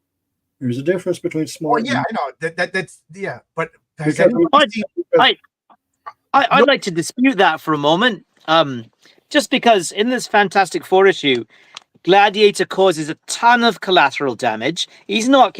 I mean, if you think about this, if those cars have people in them, he's just killed about 20 people when he punches the thing through a bunch of cars. He Yeah. slams a bus down on the thing. He throws, like Gladiator picks up a car. Actually, it's right here. He picks up a car with people in it. Right. Yeah. So he's Yeah. not that concerned about He collateral also damage. picked up the Baxter building. Even Well, on Yeah. Thursday, No, there's somebody no, working no, overtime. You're saying that one, but the issue with him facing Supreme, he is worried about collateral damage. But he's on Well, a different different writers. I'm Here's saying- the Baxter Building lift. There you go. There's Oh the yeah, Baxter there it Building is. I lift. remember that. Yeah, Well, there's I an don't know why that building doesn't crash. electrician in there working on a Sunday overtime. With the Yeah. little The electrician in there, John's long box. Let's Yeah. listen. In there, and he's on the third floor wiring up a lamp, and he's like, "What the heck is Oh going on?" yeah, man! I could afford to buy that Human Fly comic that I put in my shopping cart since the accident. I don't know. It's funny. Logic Finest. I was full on 100% Superman, but now my Gladiator self-doubt is inflicted. But I'm still calling it for Superman. But I don't think it's as easy Yeah, as that's not- this is not. I've never said it was an easy fight. I said it was a straight No, up. no. I said it was No. a straight up fight that I think in the end Gladiator will throw. Tony says that the Juggernaut would kick every. Juggernaut can't fly. Dude, They you just didn't see the issue where Oh, you know, the where- Juggernaut. where Juggernaut. Gladiator hit Juggernaut and seen him flying across. Like, The away? Juggernaut does beat Superman. These are magic-based powers. no. Ooh. Superman, Crimson no. bands of Sidorak. If the Beast could rip his helmet off, Superman could. Yeah, could but they beat it fixed off. that. The Beast can't always rip his helmet off. That was in the Hulk comic. In Yeah, but 166. Superman could still hit him hard enough to knock him into orbit. Yeah, I don't think, Marcus, that I mean the Juggernaut's power is still, it's not a blast of magical energy. No, It's just but- that his super strength is like Captain Marvel, Shazam, same thing. Captain Marvel Well- can't do extra damage to Superman Well, because his powers Captain are fueled by Marvel was magic. really- in Kingdom Come, Captain Marvel was beating Superman and had him completely beat until Superman fooled him with Aye. Saint Shazam about 7 times Yeah. and zapped Billy. Well, grown up Billy anyway. So Superman got smart the next time he fought Doomsday. So I always joke that said that one of Doomsday's powers is his stupid ray that makes his opponent stupid, because Superman had the worst tactics in the world to fight Doomsday. Wonder Woman was able to fight. Super- Doomsday. Remember, Superman he didn't- Doomsday was the first comic I ever boycotted. Even as a kid, I knew it was a cash grab, because let's be honest, we all knew Superman wasn't going to die. I was 100%. offended by that comic. Byrne had Wonder Woman fight Superman. Remember that? Not Superman. Fight Doomsday. Remember that? Yeah. he he knocked her into Kingdom Come. So I'm looking at the comments. So I know Gladiator Logic Finest does like yeah. The decades of lore, like this comment is pretty spot on. I can't really argue with anything. It's he said. fair. The decades of love for Superman make people pick him again. Like I said, I wear my bias on my sleeve. Praying for self, but I also love Gladiator. But praying for self-doubt in Gladiator is your only hope. What if he doesn't doubt himself? There you go. Yeah. It's a toss-up, and I'll But put it this way. It Sorry, depends who's running the story. I'm going with RR10. I don't think Gladiator is as noble as you know, because I don't know, in the full-on regular continuity, not some extra continuity, Gladiator was throwing cars with people in it. He was knocking buildings over. He didn't say, "Hey, is this building evacuated?" He doesn't have X-ray vision, so I'm gonna. I'm not. I don't know, but let's address the most important question in the chat. Superman versus the Patriarch. Superman smashes the Patriarch for many reasons. Superman is the best, the I mightiest. tell you, I better get this Patriarch comic, and he better win something because the way you talk about him, But the he sounds like a Patriarch paper isn't tiger. supposed to be the most Patriarch isn't supposed to be the most powerful. It's dull. It's if you're making a superhero comic book and your selling point is he's the most powerful superhero in the world, to me that's a red flag that you're a rookie. I'm a rookie, but I'm not rookie enough that I'm going to make up the most powerful superhero in the world who could beat your guy, who could beat your guy. That's what a child makes up. You know, we all love Spider-Man. Spider-Man can't beat Superman. You know, we all love. We saw that matchup. Just a moment. Are the Patriarch's if the Patriarch's kids are watching, then Superman throws the fight because he won't beat up a father in front of his kids. The answer is Superman and Patriarch wouldn't fight, blah blah blah blah blah blah. But if the Patriarch's kids were watching and it was like they had to fight or whatever, then the Patriarch's kids are watching Daddy getting mushed by Superman because Superman could beat the Patriarch. And it's Spider-Man beat the Patriarch to make like Patriarch hasn't earned the gravitas to beat Superman. 70 years from Spider-Man? now, there's a Patriarch movie and there's action figures, then we'll talk. You know what I mean? But I know it's weird to say, but there's a meta aspect to superheroes. Like somebody brought up the Blue Marvel. I'm not going to scroll back up, but somebody brought up the Blue Marvel. For those of you who don't know, the Blue Marvel is Superman for Marvel, but he's a black guy. He existed for 400 years. He was made by Tony Garox, who was he was in the Underworld movies. Nice guy. He created the Underworld. Yeah, he created Underworld. He's buddies with my friend Brian. My friend Brian's trying to get him on my channel, and he's a nice guy. I met him. I don't like Blue Marvel because they just created him and then said he's the best, he's the coolest, he's the good. You got to earn that, and I don't like that Carol Danvers. I don't mind that Carol Danvers became Captain Marvel. She earned the name Captain Marvel. She was there from the beginning. If Captain Marvel, literally the Marvel of Marvel, has been dead for 30 years, the name is going to go to somebody. She is the best person to wield that name. She met the person. She was there from the beginning. They were friends. She earned it. But what she didn't earn is that she's the most powerful Marvel comic superhero. She's the greatest. She's the best. Everybody else needs to. No. She still needs to defer to Captain America. She needs to defer to Spider-Man. Carol Danvers didn't earn that. We're going to. I don't want to go. I really don't want to go down that path with Carolyn Danvers because my point of view of Carolyn Danvers is real simple. Carolyn Danvers, Ms. Marvel, was a complete ripoff of Supergirl. DC was going to sue the pants off of Marvel about it. Okay.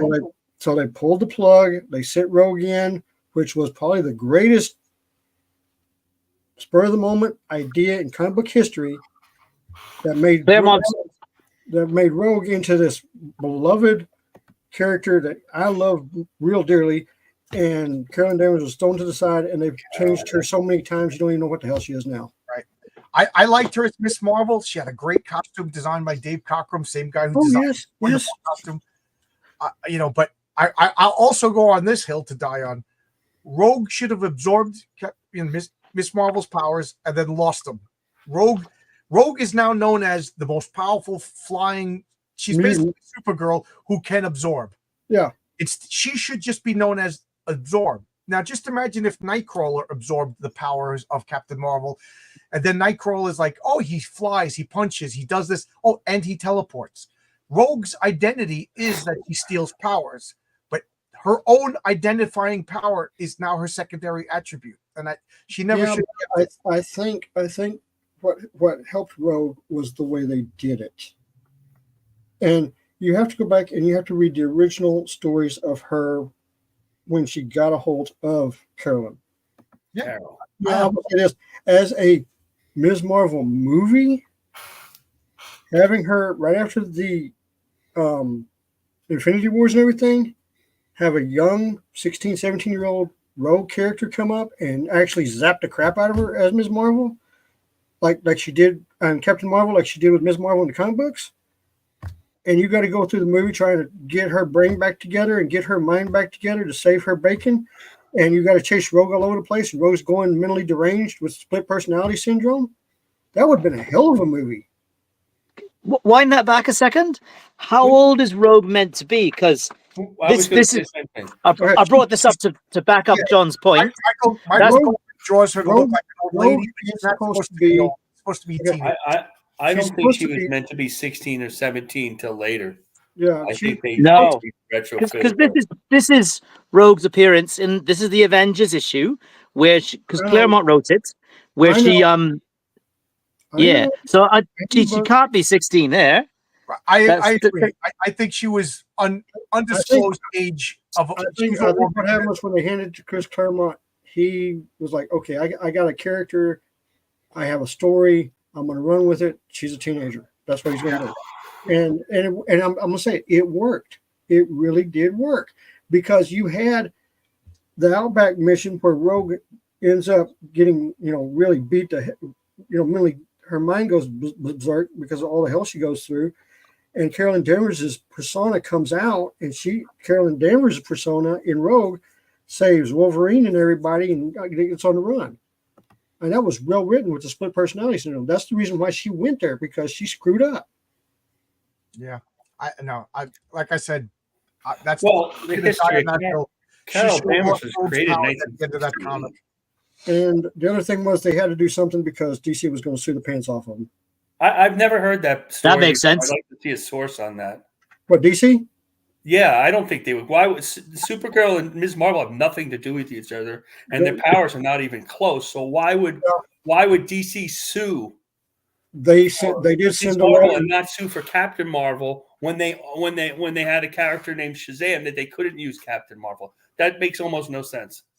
There was- okay, Aren't the costumes quite similar when Well, the Carol Danvers colours had like are the similar. 2-piece? No, the colors of the second one wasn't. The colors aren't similar, and the costume at the time they had the belly open, and they had to Yeah. cover that up because that was too risque for the 70s. That only lasted like But- 2 issues. That but much don't- I knew. Don't they both have this? Isn't Supergirl's secret identity? Isn't her last name Danvers as well? It was. Am But Carol Yeah. Danvers was created in 1968 as a liaison to When NASA. when was type of thing, Supergirl, and that's how Marcus? she met Marvel. Supergirl was 64? Yeah, Supergirl was first.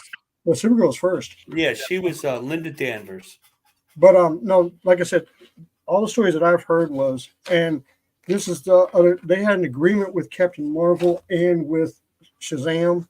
That's why if you notice, DC does not use Captain Marvel, they use Shazam. Well, that's why there's always a Captain Marvel.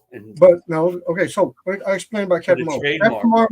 Captain Marvel's Shazam character was not originally DC's. You do No, know I that? Fawcett. Fawcett. Right. So Fawcett came out with that. When DC acquired Fawcett and everything, they had Marvel, and they were going to do Captain Marvel like that. And they came to an agreement. DC and them came to an agreement. And there was some money that was sent back on why Captain Marvel was in, not there. No, that's not true. No, DC did not use the Captain Marvel name, and they let it lapse. And Marvel said, "Well, we're Marvel Comics. We need Captain Marvel," and they published a Captain Marvel. It was pretty much that. Pretty much, there's no agreement between Marvel and DC, which is why Marvel always has to have a Captain Marvel, whether it's Marvel, whether it's Monica Rambeau, whether it's Carol Danvers. There's always going to be a Captain Marvel. Right. I heard Stan Lee say that he was ordered by the powers that be to basically squat and take the Captain Marvel character, and he didn't want to do it. But I don't believe that. I think that was Stan Lee kind of fudging the truth. I think they jumped at the chance, and it makes sense because Stan Lee didn't have a problem taking Daredevil. That was a previous name, Right. Yeah. So This is a better nerd battle than Superman Gladiator. Well, yeah. Okay, let's put the end of the parentheses on. So I'll start at the bottom down there. RRR, and I'm just gonna call you R. Who wins? Superman, much as described, battle rages. Eventually, Gladiator realizes he cannot put Superman down. A flicker of doubt, big right cross, it's all over. Okay, James, what do you think? I say Superman because I still think after so much destruction like that, Gladiator bows out. Okay, Marcus, what do you think? I think I'm like Logic's finest. I like Superman so much better than Gladiator that Superman has to win. Yeah. But he makes a lot of great. This is not to rip him off. He makes so many great points that I didn't really think about. Yeah. I think Yeah, this Logic, is a you got to battle come that in here could and rage join for us, a man. month. You're practically Yeah. a member of the panel. You got to join us. I know, for a month. But I do think Superman eventually wins. I think at some point the self-doubt is going to creep in. Mine usually between 5 and 6 in the morning, but I don't know when it creeps in for for Gladiator. It's hard for me to say. That's why I said it like that, because it's hard for me to say, wow, Gladiator, the copy of Superman beats Superman, At one point in my life, I liked Superman. I mean, at one point in my life, I liked Gladiator so much better. Superman was a goof, old fashioned or whatever. As I got older, as a kid, I loved Superman. Then in my edgy teens and 20s, I was like, Gladiator's a better character. It's Superman if it's done right, blah, blah, blah. But as I got older, I'm back on Team Superman. So I'm just giving out my biases. But I do think Gladiator has a more exploitable weakness. Now, yes, if Gladiator comes in with 4, that the Shi'ar Empire scouted and found, they got a Kryptonian there, and our scientists have determined, yes. But then again, Darkseid with Kryptonite wins, Hyperion with Kryptonite wins, Aquaman with Kryptonite wins. But, so I'm just talking who has the more exploitable weakness. And in a certain way, that kind of makes Gladiator maybe a little bit more interesting, I think. Probably. I'd like to see a Gladiator comic. Sometimes. Part of a team, and his personality is not developed and all that like Superman. And I remember reading that comic that R brought up with the weakness, and even at the time, I'm just like, War of Kings. I think, like the way it was written and the way that Gladiator was surprised, I think nobody knew that he had that weakness. That was Reed Richards, figured it out. Like that was a testament. Byrne. I wonder if that. It's Byrne, isn't it? Claremont wrote that in. I had to go back. Yeah, I wonder. No, it's Byrne. I would put money that it's Byrne. He's got the book sitting right over there. So he's got the book sitting right over there. So I mean, he's got it right in front of him. Yeah, I read this comic, War of Kings Warriors. I don't remember. I've never read that. I gotta look that up. Maybe I know I have. Maybe it's I haven't read it yet, pile. And again, maybe somebody will correct me on this, but I'm willing to believe that Gladiator is smarter than the average bear, but I don't see any evidence that he's smarter than Superman. So I don't know. I just thought of something. We're laying the whole fight on doubt. Okay. I just thought of something. I think really crazy. But you don't think Gladiator would doubt himself after 3 days of starting out with this guy who can't beat him? I got a story for y'all. I got a really cool idea. What if Gladiator is coming to Earth, but instead of coming to the Earth that he's thinking he is, he gets hit in a cosmic warp, and he lands on a Earth that has no heroes, and his mind has been damaged to where he's reading Superman comic books and he thinks he's Superman. That would be a fun story. With his powers. That would be a fun story. That's basically you just described Iron Giant. But I'm saying Iron Giant's a Superman story. Yeah, Iron Giant's a Superman story. Cheers. But I was thinking, would that be interesting if he actually took the role of Superman to protect the planet? Logic. That would be cool. I have to say, not everybody has kryptonite, but everybody has self-doubt. I'm sure even Superman's going to doubt himself in this fight. Oh, this guy's so powerful. I never wanted, but that doesn't make Superman weak. It's established that makes it weak. Just like not everybody has kryptonite, but Daredevil is always going to be blind whenever he fights. Oh, Tony, you just opened up a major can of worms with that one. Superman doesn't bring his weakness wherever he goes. Gladiator does. And that's why I don't know. I hate to say it, but hardcore comic book fans are probably would rather have a Gladiator story than a Superman story. I don't know. Goku, I don't know anything about Goku. Matter of fact, I thought it was offensive Goku. when people Probably not, actually. when I've people watched told some me of these that Super stuff. Saiyans are on Superman's level. Oh yeah, oh boy. Okay, I'll but just would throw one Gladiator thing out beat there. Muhammad Ali? Would Gladiator beat Muhammad No, Ali? That's not the a question. chance. Not a chance. Never.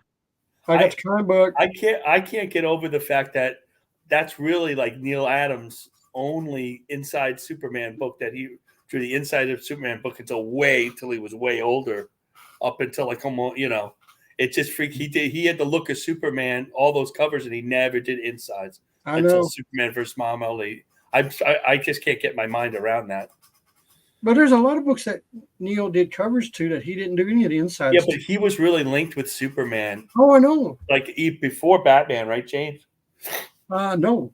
A little bit more. Well, he worked on the Superman covers before, but like through the 60s.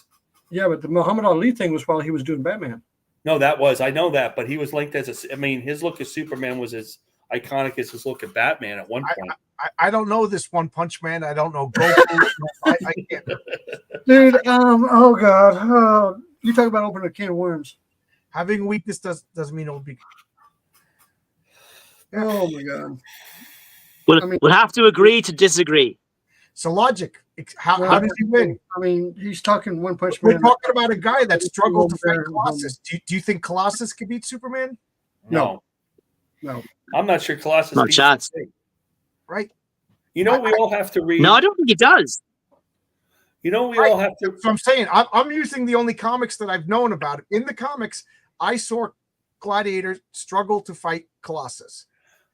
You know, so and I don't believe Superman could defeat Colossus. I mean, I don't think Colossus would last too long. I think Colossus would be polite and be like, "Come on, you're Russian. You're embarrassing yourself. Stop.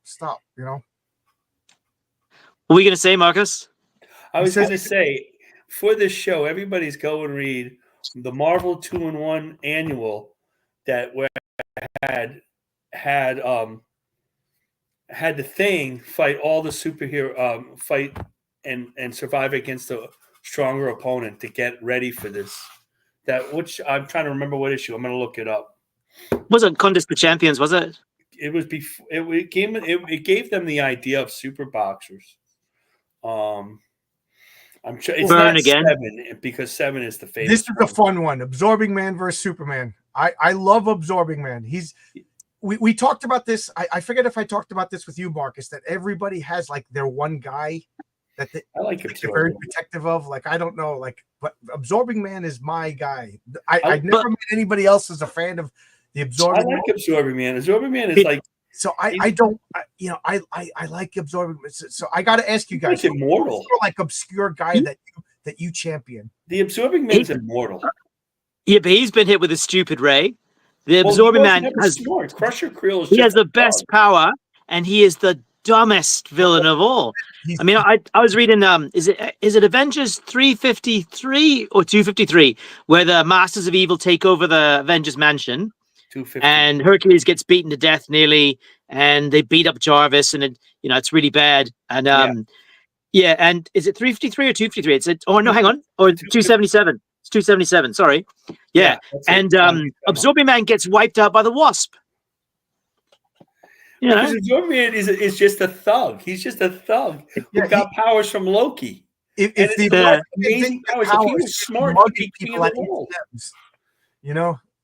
Okay, but I love him. I don't know what it is. I just love the guy. So, John, you're taking Absorption Man? It's a great design, great character design, though. Okay. Jack Kirby. Marvel 2-in-1 number 7. I was right, 7 by Tom DeFalco and Ron Wilson and a host of inkers. And this is one of the reasons why John loves the Thing. Is this partially this comic? Is this annual number 7 or regular? This is annual number 7. The one where this is where we all have to read this annual over again for this show.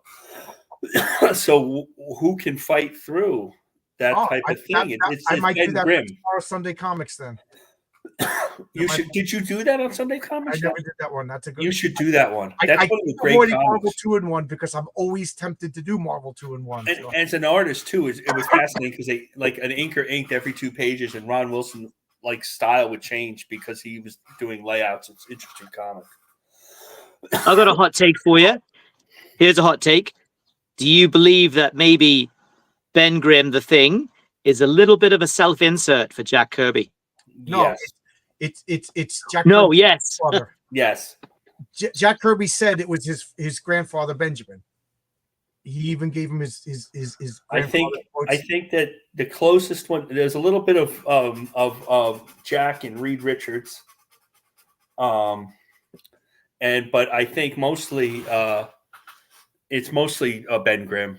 I mean, if you guys want to listen something, watch a show, Tom Scioli. You guys know who Tom Scioli is. He did that great comic that I love, Godland. Right. Yeah, I read. I'll write it down.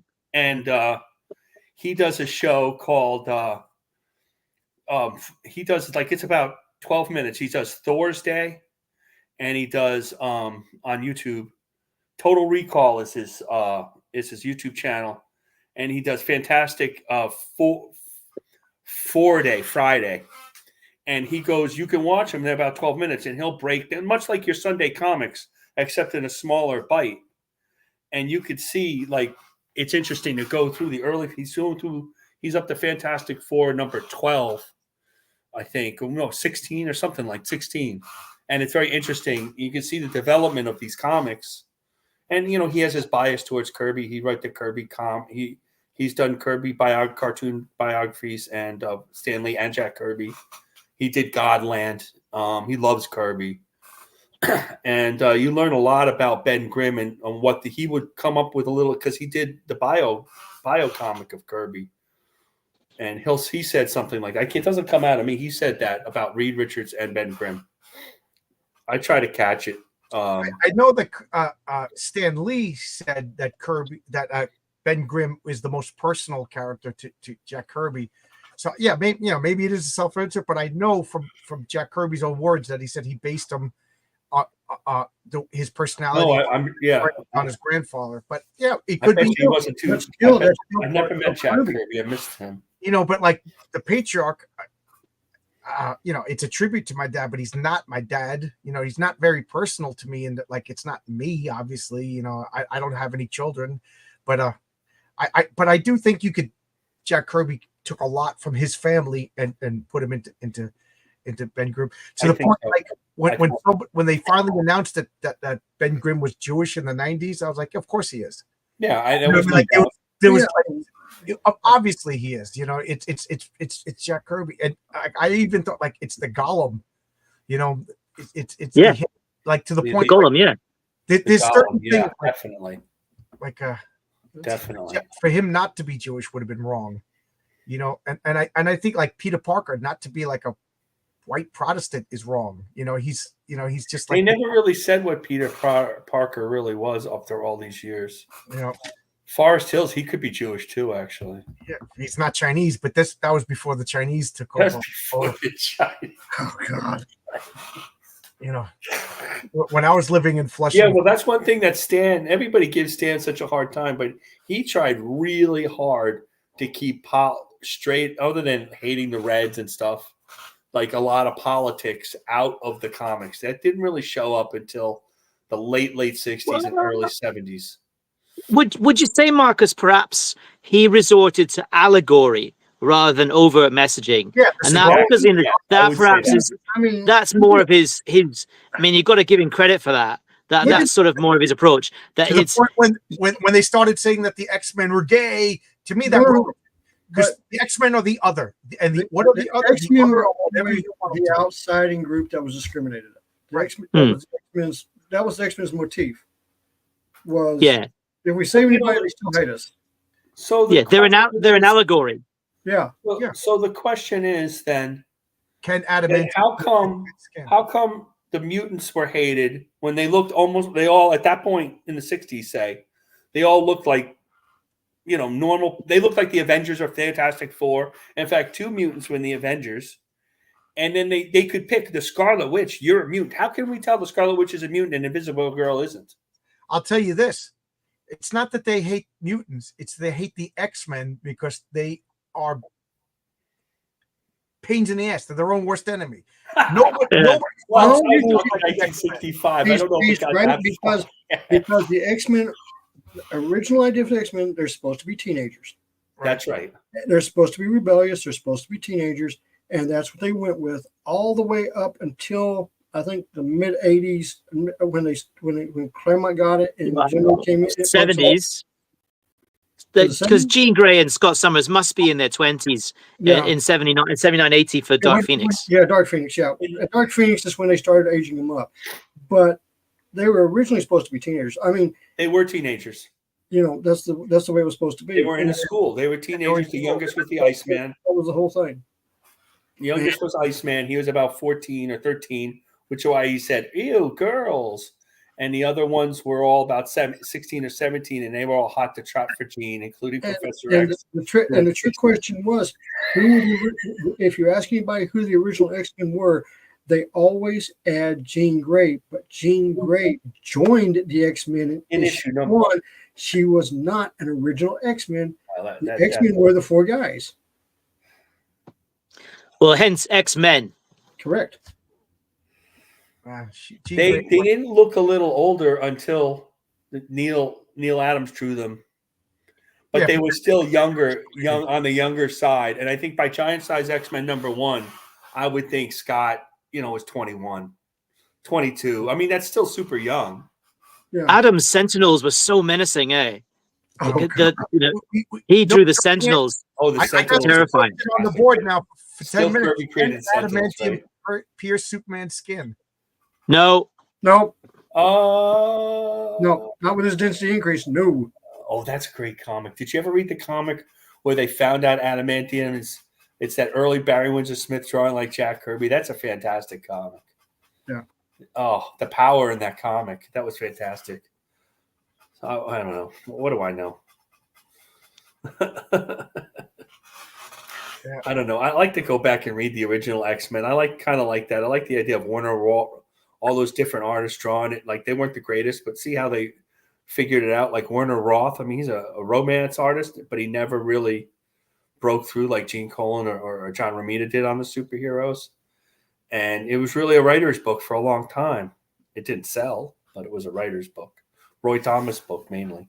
A lot of things, like somewhere around X-Men 16 or 17, they dropped the whole mutant thing, and they had them working directly for the FBI, and they fought regular supervillains.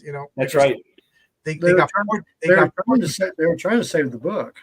Right. Yeah, that's right. It's not like it was. I mean, I heard. Now, this is what Neil Adams said. So I'm going by what he said. I'm not going to say it's 100% true, but this is what he said. He said when he went to work for Marvel, he asked for their worst-selling book, and they gave him X-Men, and he was the one who got the writer and started working on it to rebuild it to try to save the book. And that's what he said. Right. That's just true. like when Kirby went to DC, he said, "Give me a comic that you're about to cancel. I don't want to bump anybody." And they gave him Superman's pal Jimmy Olsen. And because it was going to get canceled anyway, so give it to Jack Kirby. I kind of like that. I like to think like I'm going to come in, give me your best comic. I like that Neil Adams did that. Now Neil Adams probably did it out of ego. I'm going to take your trashiest. Well, that's true. Make it the best. Well, comic. I mean, yeah, he had ego, but I think also he loved the characters. Well, he had the skills to back it up. Neil, they said that didn't sell, and X-Men got went to reprints. They never canceled them, which is odd. Yeah, that is really weird, isn't it? But Neil said that they were telling the sales weren't reported correctly. That the new sellers were selling the comics and pretending to rip the pages off, or collectors were trying to raise it up. He was really adamant about stuff like that because there was always a thing that Don Heck always outsold Neil Adams, and nobody could figure that out. So a lot of times, like, sales always went up when Don Heck started a comic, and nobody likes Don Heck though, but sales always went up. And while we were talking, I've been scrolling the internet. I don't see anything about DC suing over Carol Danvers. I see a lot of back and forth about the name Captain Marvel, but I don't see Supergirl. So I need more research about that. But we've been talking for 2 hours. So anybody want to say anything? Anybody want to push anything? Anybody want to bring anything up? I'll just say I got I got Fund My Comic where I can't even talk anymore as I've been talking all day. You're on all day. Heroic Tales is still available. It's in demand. You could get the Renzo cover. You could get the Mike Gust. No, you could get the Renzo cover. You could get the Pat Broderick cover, and you could get the Michael T. Gilbert cover. On Indiegogo, the campaign is still active. You could get the Mike Gustovich cover. You could also get the pint glass. You could also get the coin, and everybody gets a sticker. Everybody gets 3 cards.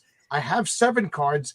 If we have a bump of sales, I got 3 more cards to unlock. So there we got that. So RR, How many hit points does the Patriarch have?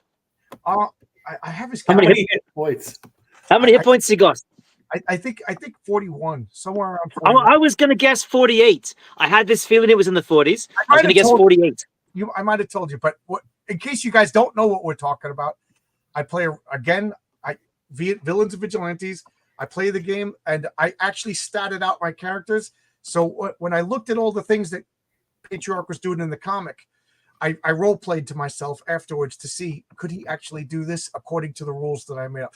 I actually know the exact limit of his telekinesis. I know how fast he could fly because I wrote out his character sheets, and it's on the back of the cards, but it's not that specific. If I make it to like issue 6, Scott Bazar said I could do a resource book, so I will actually do legitimate character sheets for all the super characters. But anyway, awesome. You got anything to shill, say, or promote? That's nope. You. Nope. Okay. That's me. Marcus.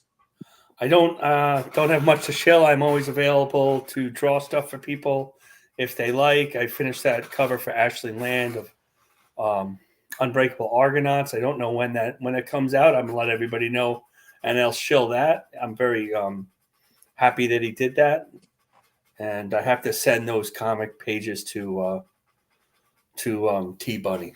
And I will say this: if we would talk, if Eddie is Doomed, a comic that I'm going to do after Heroic Rails #2, if that does well enough and there's demand, I will hire Marcus to do an 8-page story of the origin of all the superhero characters.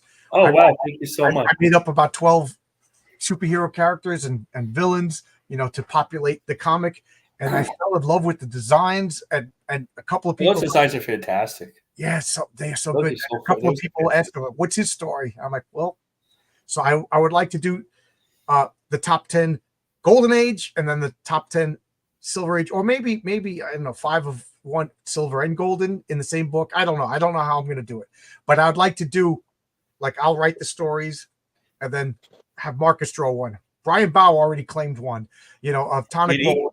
Yeah. Which one did he claim? Big Brother, the big eyeball, Okay. because he's the most monstrous looking, Of course. So there you go. So, good old Brian. I don't think I forgot about you. Thank you. No, I don't think so. I don't think you Funds are limited. In fact, it's because I'm on your channel. $30,000 worth of Heroic Tales. I got to stick to the 3 guys I got. We got to make some money, John.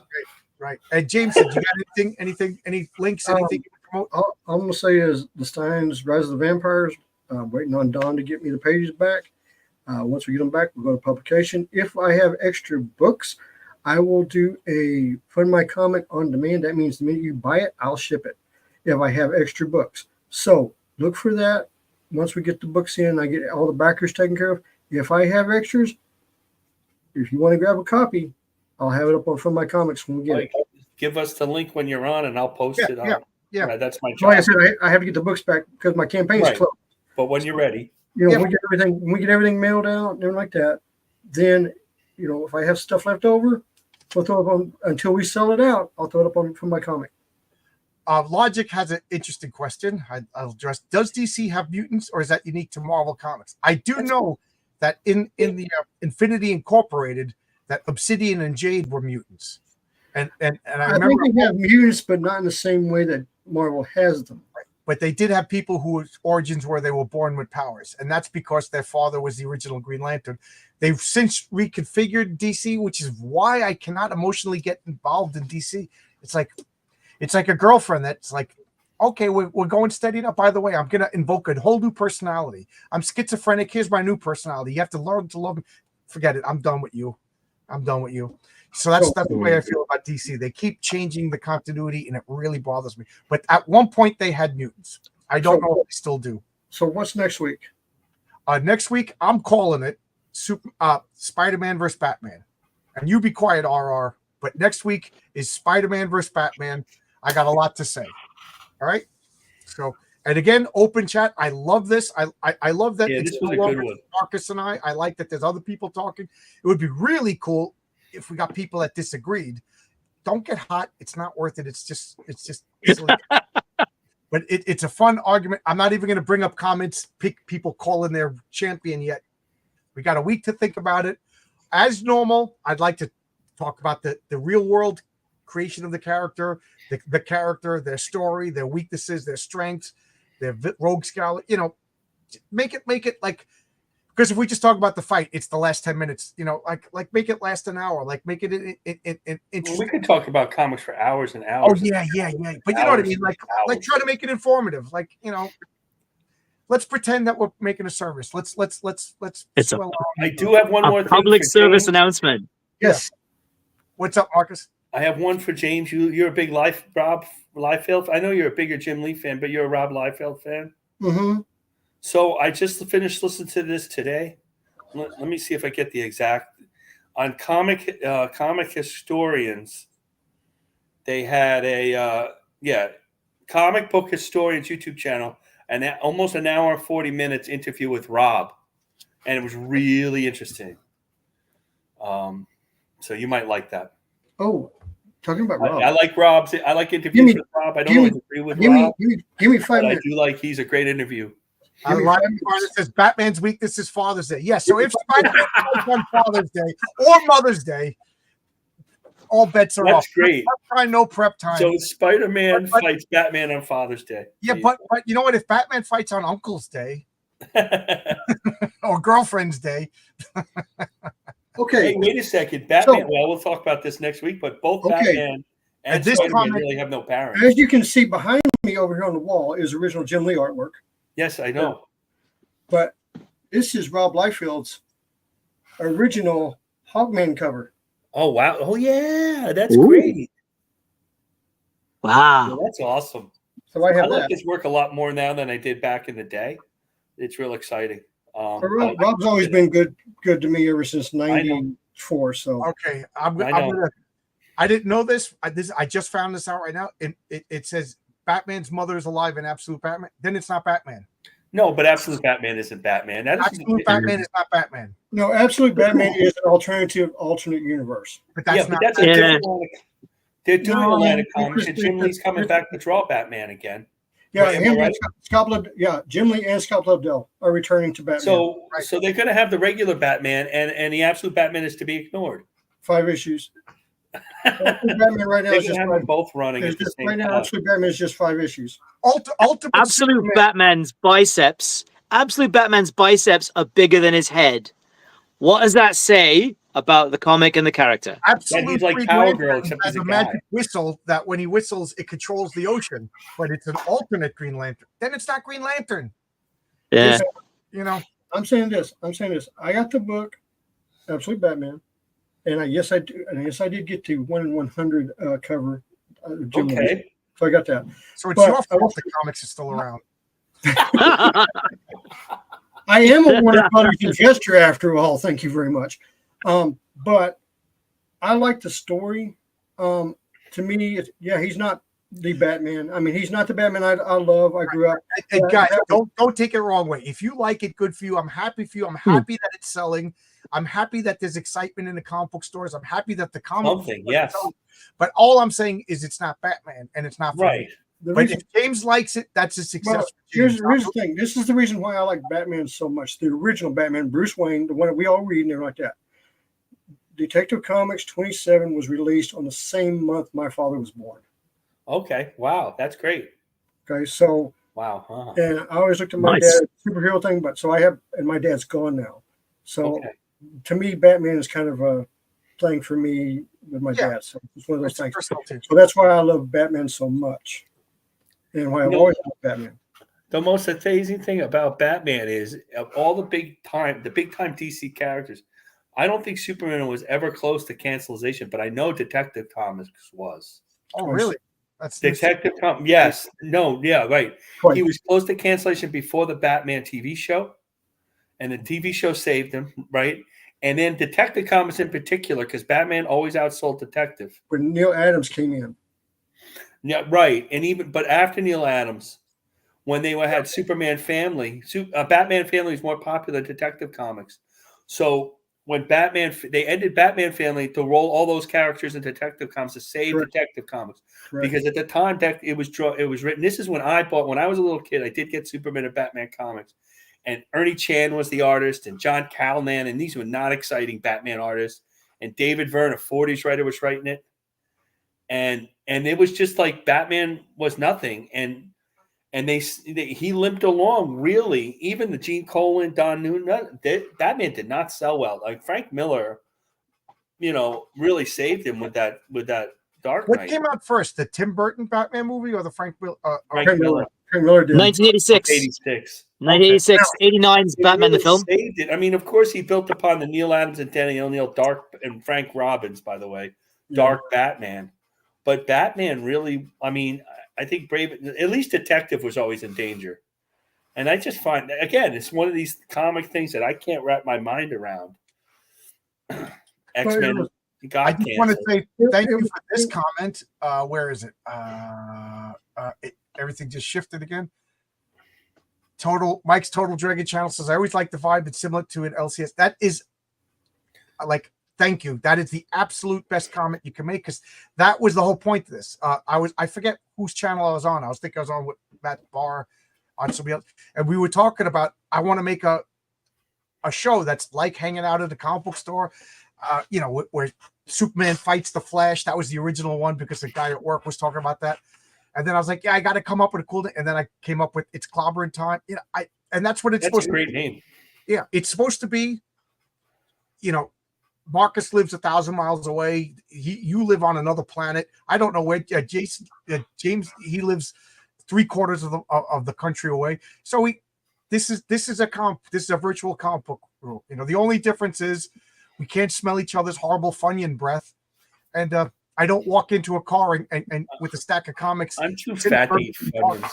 Dripping ketchup on my comic books, going, You know what this is? This is the old San Diego Comic Con after 4 guys that have been across the country meet up, haven't seen each other for a year, and they start talking bullshit about comic books. Right. But this is what happens. You go, why do you hang out? Why can't I go to SC Con Jr. next week, 2 days before my birthday, and sit there and hang out with Dan Fraga and Andy Smith and Dennis Turner? Because it's all the same thing. We talk about art.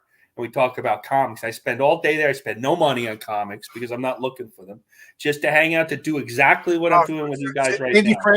Andy Smith is like, as he's driving home, talking to Dan Frag and go, yeah, Marcus hung out at the table all day, didn't buy anything again. Cheap Well, I buy bastard. stuff from Andy and Dan. Yeah, cheap bastard, Mike. I will don't say buy this back back issues in the and day. stuff. Although I want to look for one of my comics and see if it's back. If I was going to go book somebody at a table, I made sure I had at least one book of theirs for them to sign, it's just good convention etiquette. If you're going to go up there and I go up to Marcus's table, you buy something, whether you buy. I did that. You know what I mean? I bought stuff already. One of the most awkward Comic Con convention. I forget whose line I was on, but I'm on a line, and the line is all the way down Artist Alley, and I'm in front of Colleen Durant's booth. Oh, Colleen Durant. And I love Colleen. I love A Distant Soil. I've been trying to get her on my channel, and I'm trying not to make eye contact with her, but I love A Distant Soil. So finally, I break down. And I just go, A Distant Soil is a comic that's very personal to me. I really love it. She's like, oh, issue number. I have all the issues. But I should have just bought the new freaking issue. It was like $3. I didn't buy anything, and I'm like, I just came to bed. I'm sorry, Colleen. I love you. I'll tell you how I got into Superman. I kid you not. I went to a local show, not a big show, but just a local show, and the person who was putting it on was Kerry Gamble. Oh, I bought a page from Kerry Gamble. So he lives like 45 minutes from me. And every month I would see him. I'd always have one of his Superman covers or something for him to sign. And I'd let him just give me as much time as he could about fixing my anatomies, my page layouts and everything. And I mean, he was always happy to see me coming because I'd ransack Lone Star Comics and take like 25, 30 books at a time. I'd buy them of all the Superman covers because I didn't have them. I didn't have them. So I was like, oh no, I might have this stuff so I started looking at his work too. He is very underrated. Yeah, I agree. Oh, he's a great artist. He is so good, and he really is good. so polite and so nice. At the venue, you better be. You're at work. Well, John, if you set up a booth at Heroes Con, I'll buy a copy. so You gonna what buy I a did copy last of year- Kelly Duran's comic? That'll be nice. That'll be nice. Last Heroes Con, I ended up being like the Oscar seat filler. Tucci would say, "Could you watch my booth?" And I watched my booth. I talked to his son, Andy. Could you watch my booth? I sat for Frag. I sat for PTP. Cool. Could you watch this for me? And he gives me free comic at the end of the day. And I made good friend Patrick, a real nice So, guy. Marcus, know. I remember when I was in football, like they would joke that you're the seat warmer, you're the bench warmer. Marcus is literally a bench warmer. Bench warmer. Well, I never played football. My kids were better at it than I played football. I was never good at it. My kids were really good at football. So Logic Finest, as I'm trying to hit this end stream button, he comes in with another excellent question, and he keeps threatening to come on the panel and never does. Question: wasn't The Dark Knight Returns a return to what Bob Kane made, a dark vigilante with the code, not the light humor of the wacky 60s TV show? Yeah, Bill Finger. Well, it was Kane and Finger, both of them. Oh, it's really Finger. Yeah. Now, like I said, I met Bob Kane. Ooh. Yeah, I actually met Bob Kane. He actually bought my Batman. I had bought 4 pages of Batman to show DC Comics. That didn't go very well, and he ended up buying all 4 pages. And I was like, "Oh, thank you," because he really liked them. I did a Batman Catwoman 4-page thing, and I got autograph from him. I got a personal letter from him. He actually talked to I think his name was Kelly, we're not in from the question. for DC, and yeah. No. To answer the question, I would say that The Dark Knight Returns is less about a return to the origins of Batman and more well, maybe it is to a degree, but it's also an extension of Frank Miller's work on Daredevil, where he took Daredevil back to a much grittier place. So that's how I see it. Yeah, Batman was a more serious character initially, but it's more about Miller putting his own particular interpretation of the characters, and that you can see very clearly parallels between this and his work on Daredevil. And I think that book really helped, and Year One helped with. I love Year One. With the Fantastic comic. With the '89 movie, I think Tim Burton got the books, read them, came up with his own idea, kept it dark, and the other thing I liked about what Burton did, he did have Kane on set. If you didn't know, for '89, Kane was on set for that, and I think with all that, it worked really well. I think the first 2 movies were fantastic. The first 2 Batman movies were fantastic. So that's just me. I liked how Burton did them. Well, getting back to Logic's Finest, I think that Neil Adams and Denny O'Neil, really Neil in The Brave and Bold, took the scripts that were put in the daytime and made them nighttime, and he started lengthening Batman's ears again. He was the first one to harken back to Kane in the late 60s and 70s. And that was Denny O'Neil, Frank Robbins, Neil Adams, Irv Novick, Dick Giordano. And there's a thing till about 1974 where it really was a dark character with dark stories. Batman was fallible, that harkened back. And then they got away from it again, and Batman became more of superheroes. Other people came on. And then Frank Miller went back again to Kane and Adams and Kane. Because if you really watch those movies, a lot of Neil's and Denny O'Neil's ideas are in those movies, not just Frank's ideas. Fantastic. Danny O'Neil is such a fantastic writer, and the one thing I liked about Danny O'Neil was he wrote detective novels before he started doing Batman. So he had that, and Neil wanted that detective part in there, and that's when they really, they clicked. They clicked so good, and then of course Dick Gargano, like you were talking about that, and I got to meet Dick. Great man, just fantastic guy. He was helping, when I met him, he was helping Jim Ballant on Catwoman.